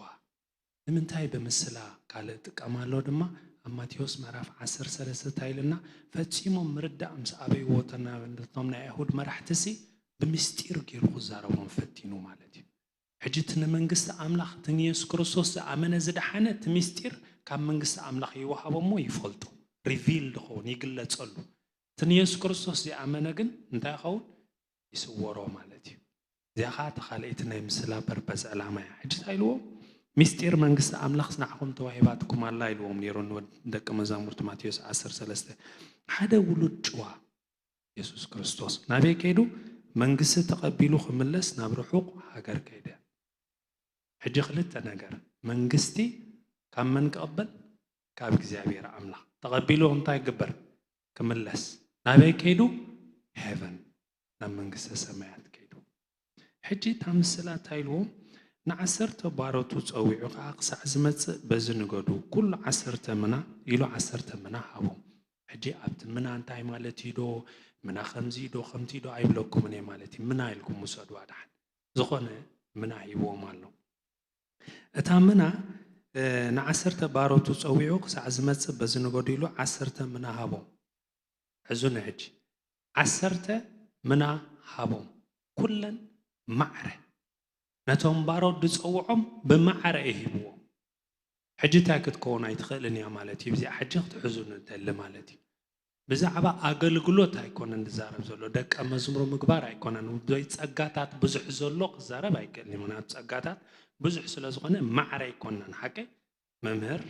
ኣብ ወንጌላዊ ተፈለየ ፀጋ እዩ ዘለዎ ብዛዕባኡ ክዛረብ ኣይክእልን እዩ ማለት እዩ ብዛዕባ ምንታይ እዩ ዝዛረብ ዘሎ ንኹላትና ብማዕረ ዝተዋሃበና እንታይ ኣገልግሎት እስኪ እንታይ ብማዕረ ዝተዋሃበና ኣገልግሎት እንታይ ኢልክኒ መንፈስ ኣምላኽ እወ እሱ ዝተዋሃበና ግን ዝተዋሃበና እምበር ዕዮ እንታይ ተዋሂብና ዘሎ ኣጆኹም ወንጌል ብዛዕባ ወንጌል እዩ ዝዛረብ ዘሎ ወንጌልሲ ንዓሰርቲኦም ሂብዎም እንታይ ክገብሩ ከብፅሑ ናብ ሰባት ክነግሩ ወንጌል ንዓሰርቲኦም ብኢኳል ወይ ከዓ ብማዕረ ሂብዎም ምስ ሃቦም እዞም ሰባት እዚኣቶም ግን እንታይ ገይሮም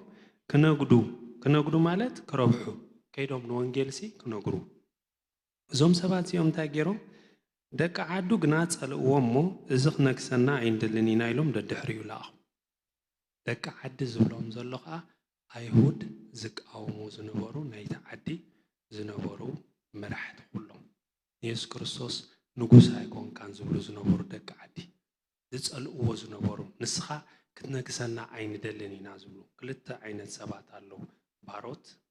ናይ ኢየሱስ ክርስቶስ ደቂ ዓዲ ሲቲዝንስ ናይቲ ዓዲ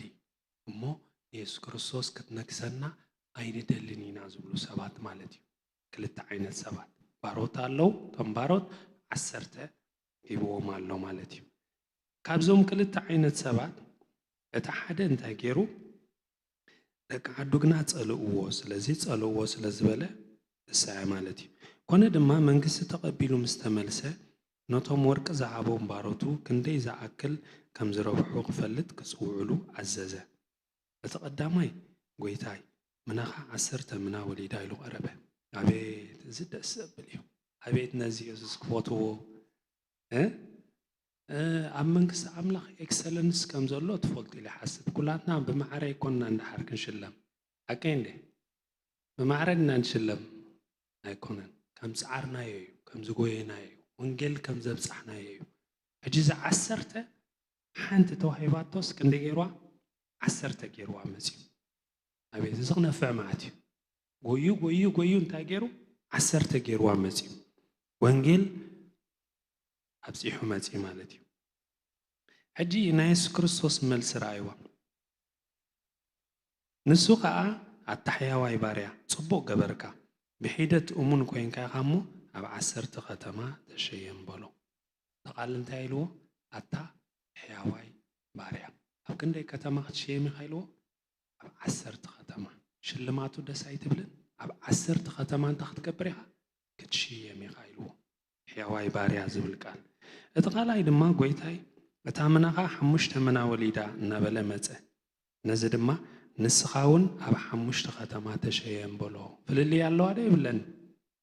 ኣለዋ ደ ይብለን ታሽመት ኣለዋ ደ ይብላን ሓደ 10 እንዲሰሪዑ እሱ ኤክሰለንት እዩ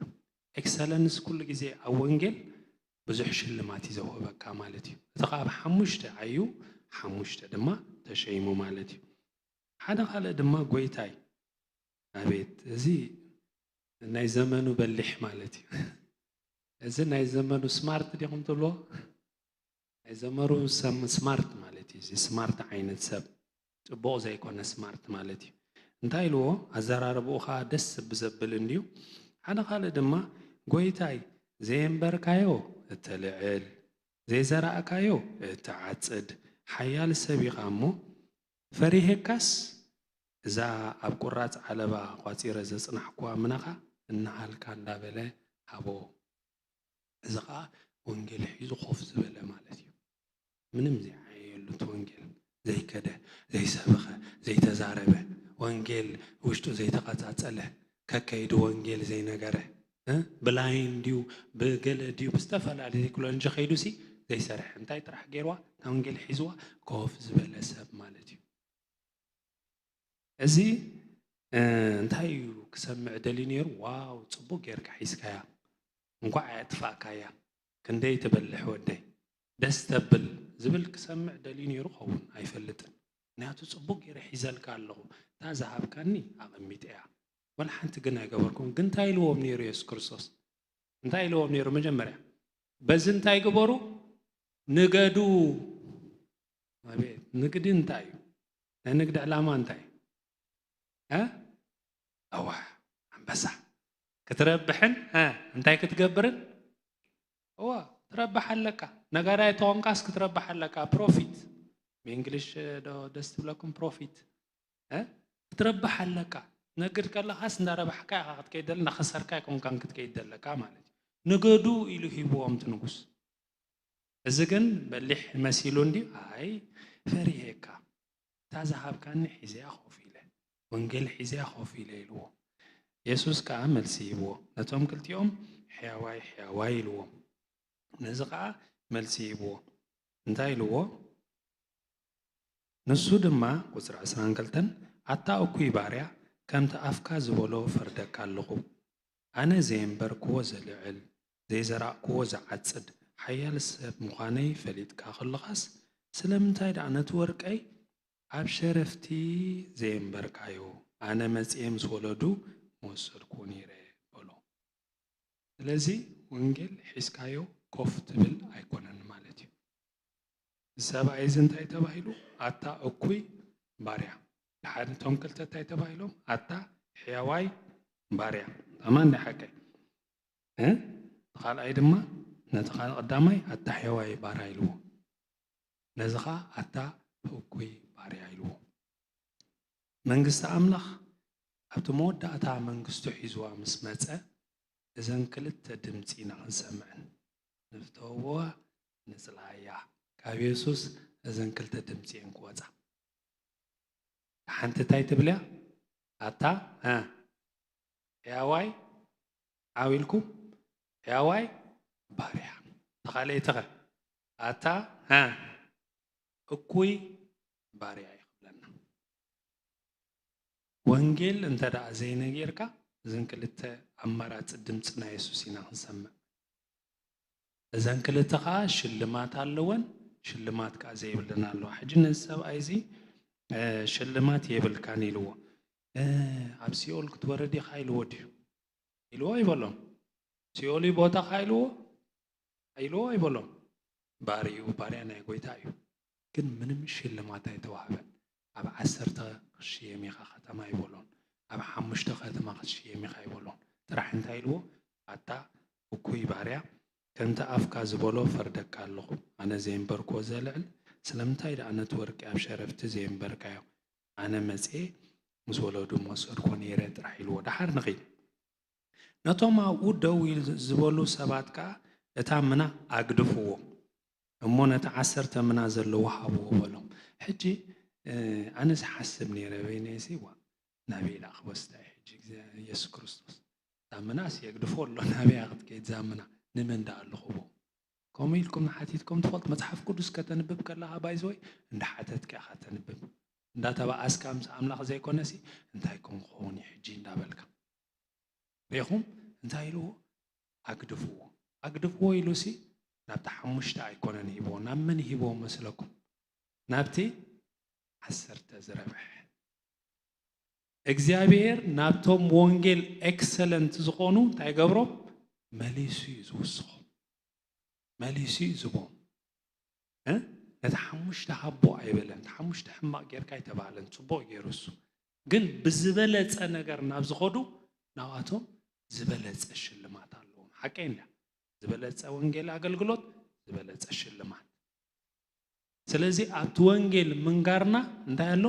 ምብልላፅ ኣሎ ማለት እዩ። ዝለዓለ ዝሰርሐ ማዕረ ምስቲ ዝለዓለ ዘይሰርሐ ኣይካይድን እዩ። ከምኡ ኣይኮነን እቲ ናይ መንግስቲ ኣምላኽ ኣሰራርሓ ማለት እዩ። ሕጂ እንታይ ኢልዎም ከምዚ ምስ በሎ ድሓር ኣግድፍዎ 10 ምና ዘለዎ ሃብዎ በሎም። ንሳቶም ከዓ ጎይታይ እትስ 10 ምና ኣለዎ በልዎ። ንሱ ከዓ ንዘለዎ ዘበለ ከዋሃቦ እዩ ነቲ ዘይብሉ ግና እታ ዘላቶ እኳ ከግድፍዎ እዮም ምብለኩም ኣለኹ። ስለዚ ነቲ ዘለዎስ ይወሃቦ እዩ። እዚኣ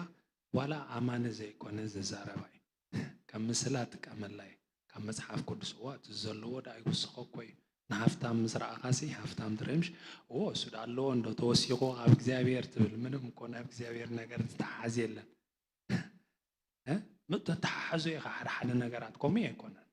ትዘለዎስ እንታይ ይግበር ይውስኾ። ንወንጌል ዝሰርሕ ሕሙር እንታይ ይግበር እንካኻ ኣሞር ይበሃል።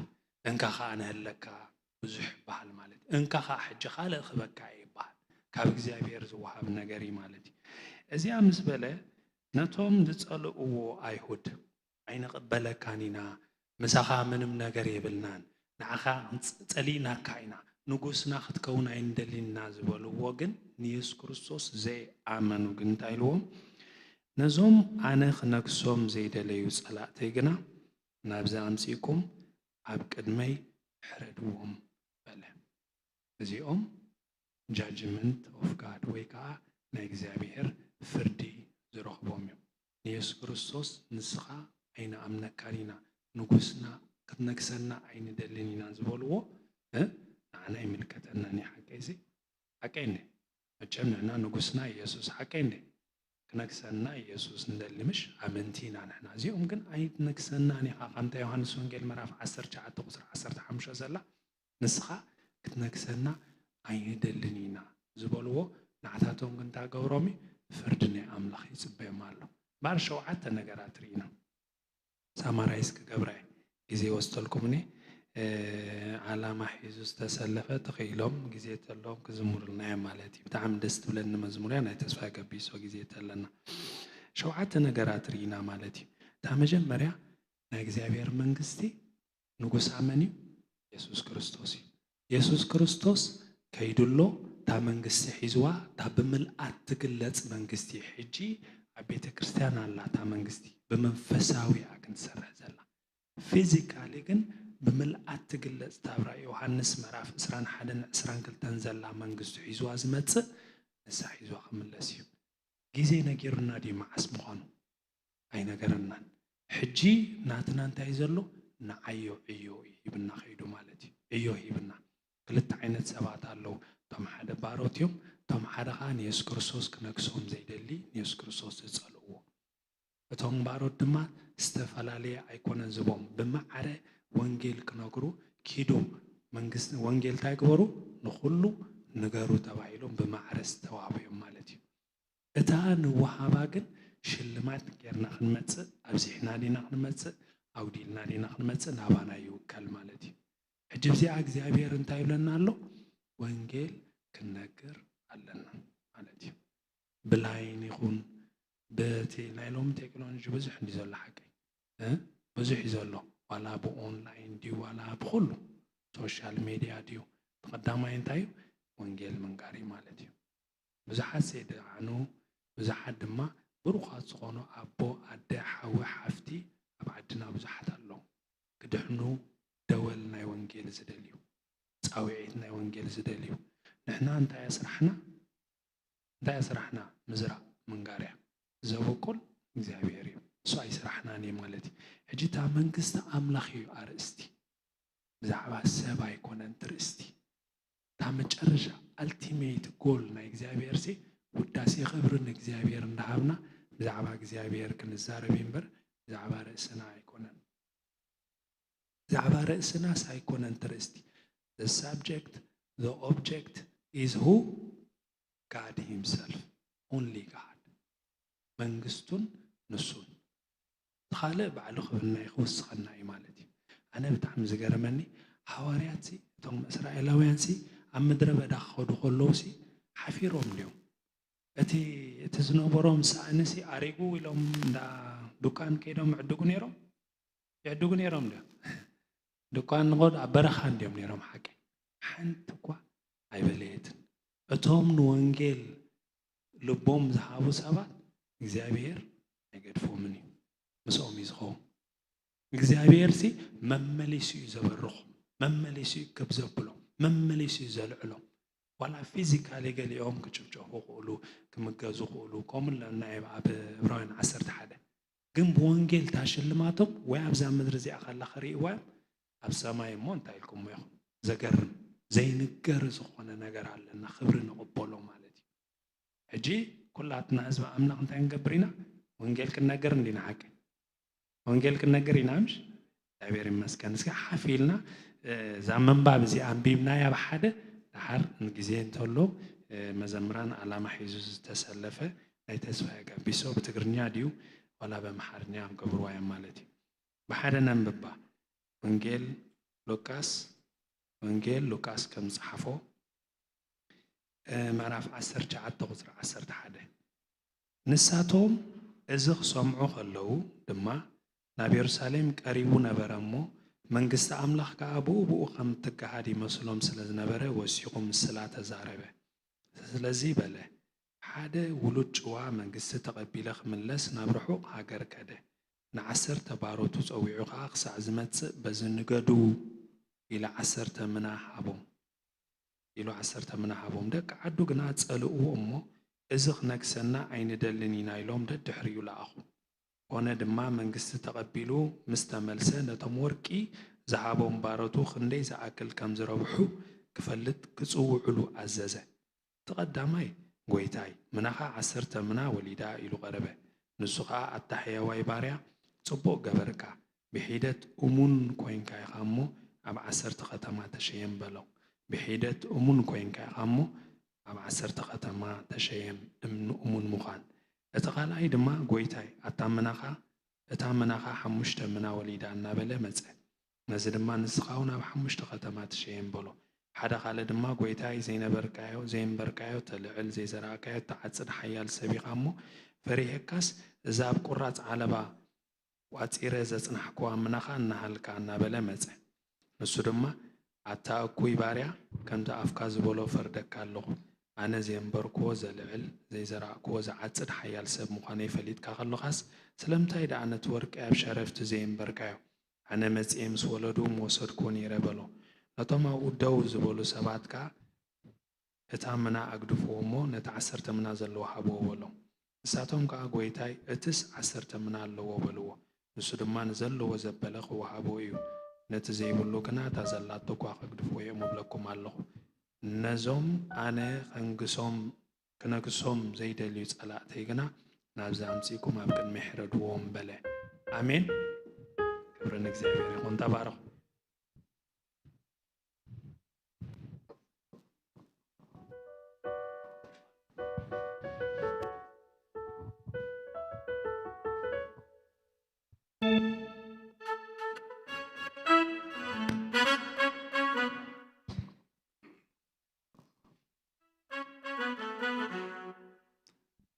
ብዙሕ ኣነ እኳ ክትሓዘለይ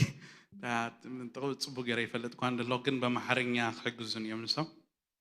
በማሕርኛ ክንዝምር ኢና ኣነ ብዙሕ ኣይፈልጣን እታ መዝሙር ኣይትሓዝለይ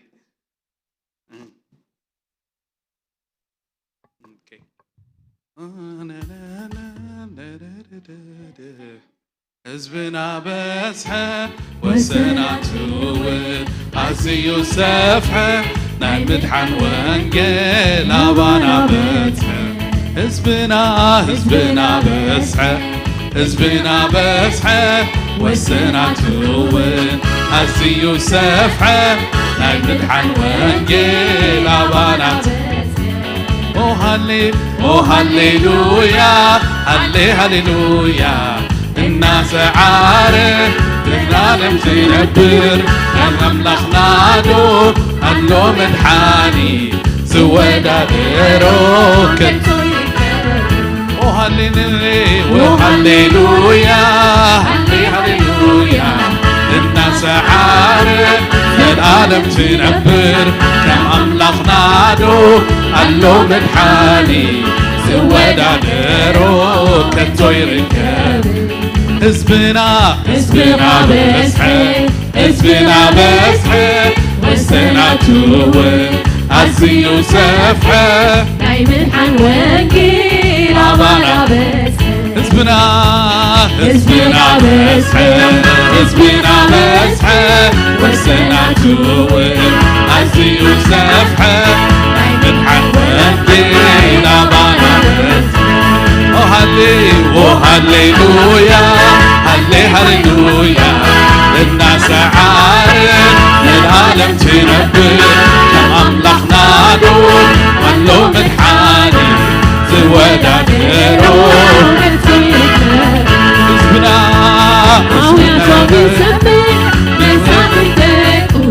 ዘይቱ ይቐብኦ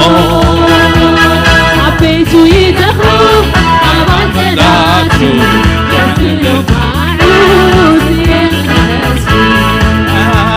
ህዝብኻ በዝሐ ወሰናቱ እውን ኣዝዩ ሰፍሐ ናይ ምድሓን ወንጌል ኣባና ህዝብኻ በዝሐ ወሰናቱ እውን ኣዝዩ ሰፍሐ ናይ ምድሓን ወንጌል ኣባና ሃሌሉያ ሃሌሉያ እናሰዓረ ዓለም ትነብር ከም ኣምላኽናዶ ኣሎ መድሓኒ ዝወዳደሮ ከቶ ይርከብኒ ሃሌሉያ እናሰዓረ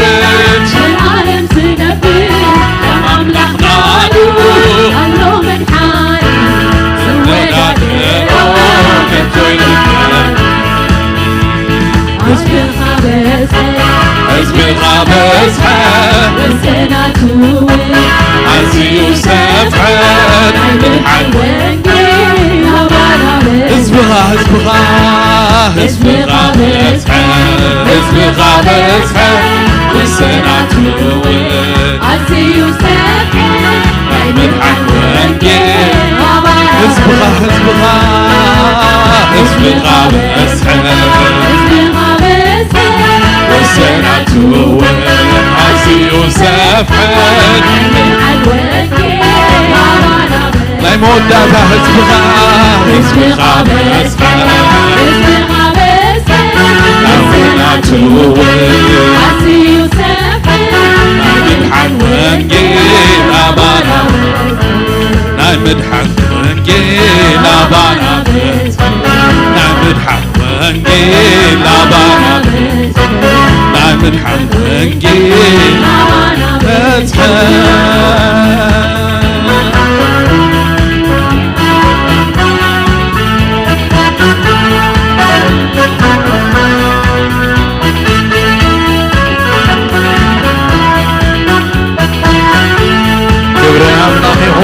هاليلويا زعبا وانجيل كنقر كلون عاي تذكرتن مزمور كا كزمر لكم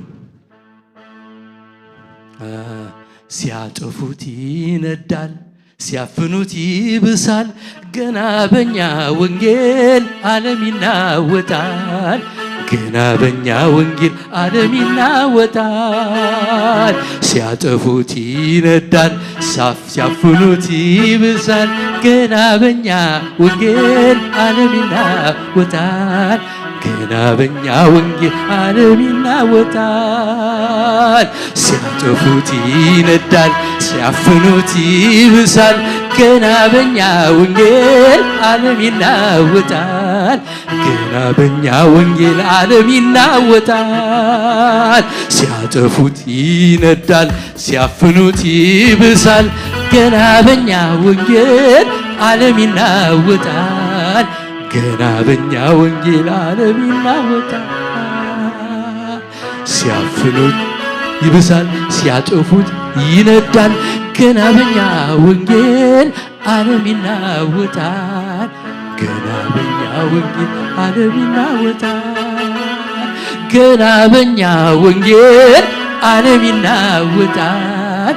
قنابنيا وانجيل عالمينا وتال وانجيل يسرني وانجيل يطفيني حاونا وانجيلنا نددي زخي سيافنوت يبسال سياطفوت يندال ገና በእኛ ወንጌል ዓለም ይናወጣል። ገና በእኛ ወንጌል ዓለም ይናወጣል። ክብርን እግዚአብሔር ይሁን። እግዚአብሔር ተዛሪብናል። ወንጌል ንገሩ ይብለናል። ለዛ ዓመት ዚ ወንጌል ንነግረን ለዓመት ይሆነልና ዝጠፉ ሰባት ኣብ ግዛት ስልጣን ናይ ሰይጣን ተግዚኦም ዘለው ኣብ ኃጢአት ዘለው ኣብ ዓለም ዘለው ፈተውትና ቤተሰብና መሓዙትና ዓሩኽና ካልኦት ወንጌል ክንነግር ኣፍና ክንከፍት እግዚአብሔር ይዛረበና ኣሎ። ብጣዕሚ ዘገርም ስጉምቲ ዝወስዱ ተኣምራት ይርዮም። ስጉምቲ ዝወስዱ ካብቶም 12 ሐዋርያት ኣብ ባሕር ዝኸደ ብእግሩ ሓደ ሰብ ጴጥሮስ ንምንታይ ስጉምቲ ወሲዱ ጎይታይ ናባኻ ክመጽእ በል ኢሉ ቶም ካልኦት ኩሎም ተናዊጹ ማዕበል እዩ ዘሎ ጎይታ ምስኳን ምስ ፈለጠ ጴጥሮስ ኣነ ኸ ናባኻ ክመጽእ በል ኢሉ ካብታ ጃልባ እግሩ ውፂኡ ወሲኑ ክኸይድ ምስ ጀመረ ተኣምራት እዩ። ብማየማይ ዝኸደ ድሕሪ ክርስቶስ ጴጥሮስ እዩ። ንምንታይ ሰጉሙ ስለ ዝወፀ ሰጉምካ ምስ ወፃእካ ተኣምራት ትርኢ። ስቕ እንተልካ ዘይወፃእካ ግን ተኣምራት ኣይትርእን እዩ። ንፈትኖ ንውፃእ ወንጌል ንንገር ሰባት ተኣምራት ክንረኽ እንጅምር ኢና ሽዕ ምስ ወፃእና ክንዛረም ወይለይ ከምዚ ድዩ እናበልና ክገርመና ክጅምር ኣብዚ ዓመት እዚኣ እንተ ሓደ 3 ሰብ ከነምፅእ ኣለና ኢልና ኣሎና 3 ሰብ ሓደ ሰብ 3 ሰብ ተዋሓደ ማለት እግዚአብሔር ክረዳና እዩ። ወፂና ወንጌል ክንሰብኽ ኢና ትብርሃን ወንጌል ከነብርሆ ኢና ኣብ ተፈላለየ ኣብ ኩርናዓት እናኸድና ኣብ መገዲ እናኸድና ብቴሌፎን ዲ ብዝኾነ ብርሑቕ ዘሎ ዲ ብቐረባ ዘሎ ዲ እግዚአብሔር ረዲዩና ኣፍና ክንከፍታ እንተ ሓወይ እንተ ሞትካስ ናበይ ክትከይድ فتوكا أمو مسايكت كيد دليل كاللهو نبالو أنا من قصة سماي قيد اللهو كلك مكا دليل اللهو مسايكت كيد نبالو بحق عند حرت ردي إنها زي آمون سبات سيقول اليوم كخدو زي آمنة الدينا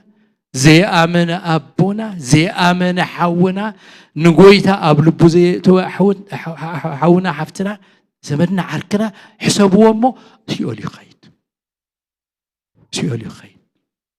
imagine أبز مدر تفتنا يوم انت فكرنا يوم كله انت قبرنا له وانجيل تزين قرنا يوم حتى قبرنا له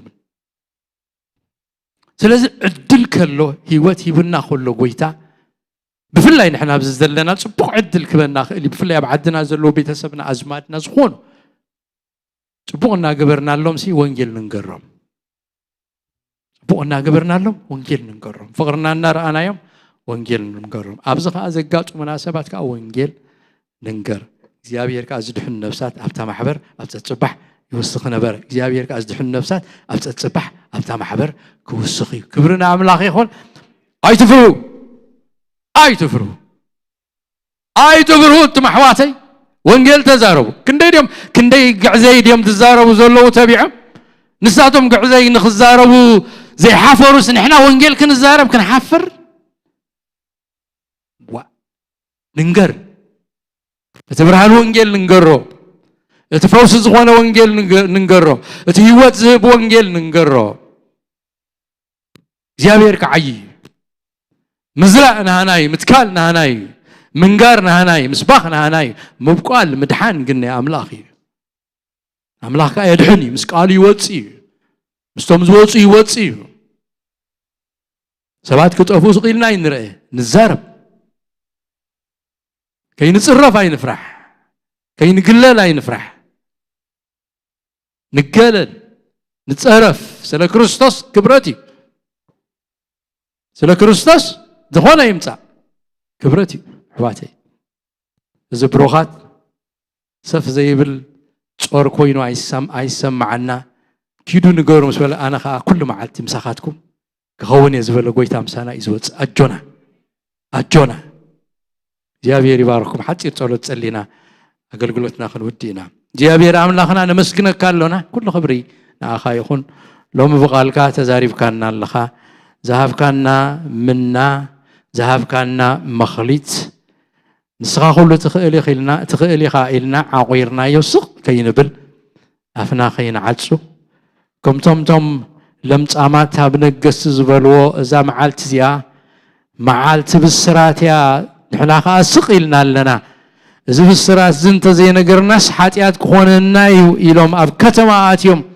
بالسرات زنقرو جابير أملاخنا نحنا دم حاتيات من تخي كوننا خبرت من تخي نسي تذهب كنا منا كنكافلو كنقد كنسبخ قالك خنقر سبات نعو كنبل زيابير يدحني قويتا تقبلوه كنبلسي زيابير أفنا كنكفت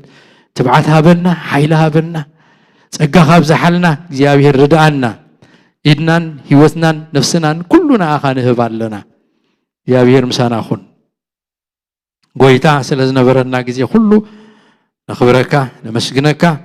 تعرفوا زولو قزينا أبا أخاس تبارك يقول لنا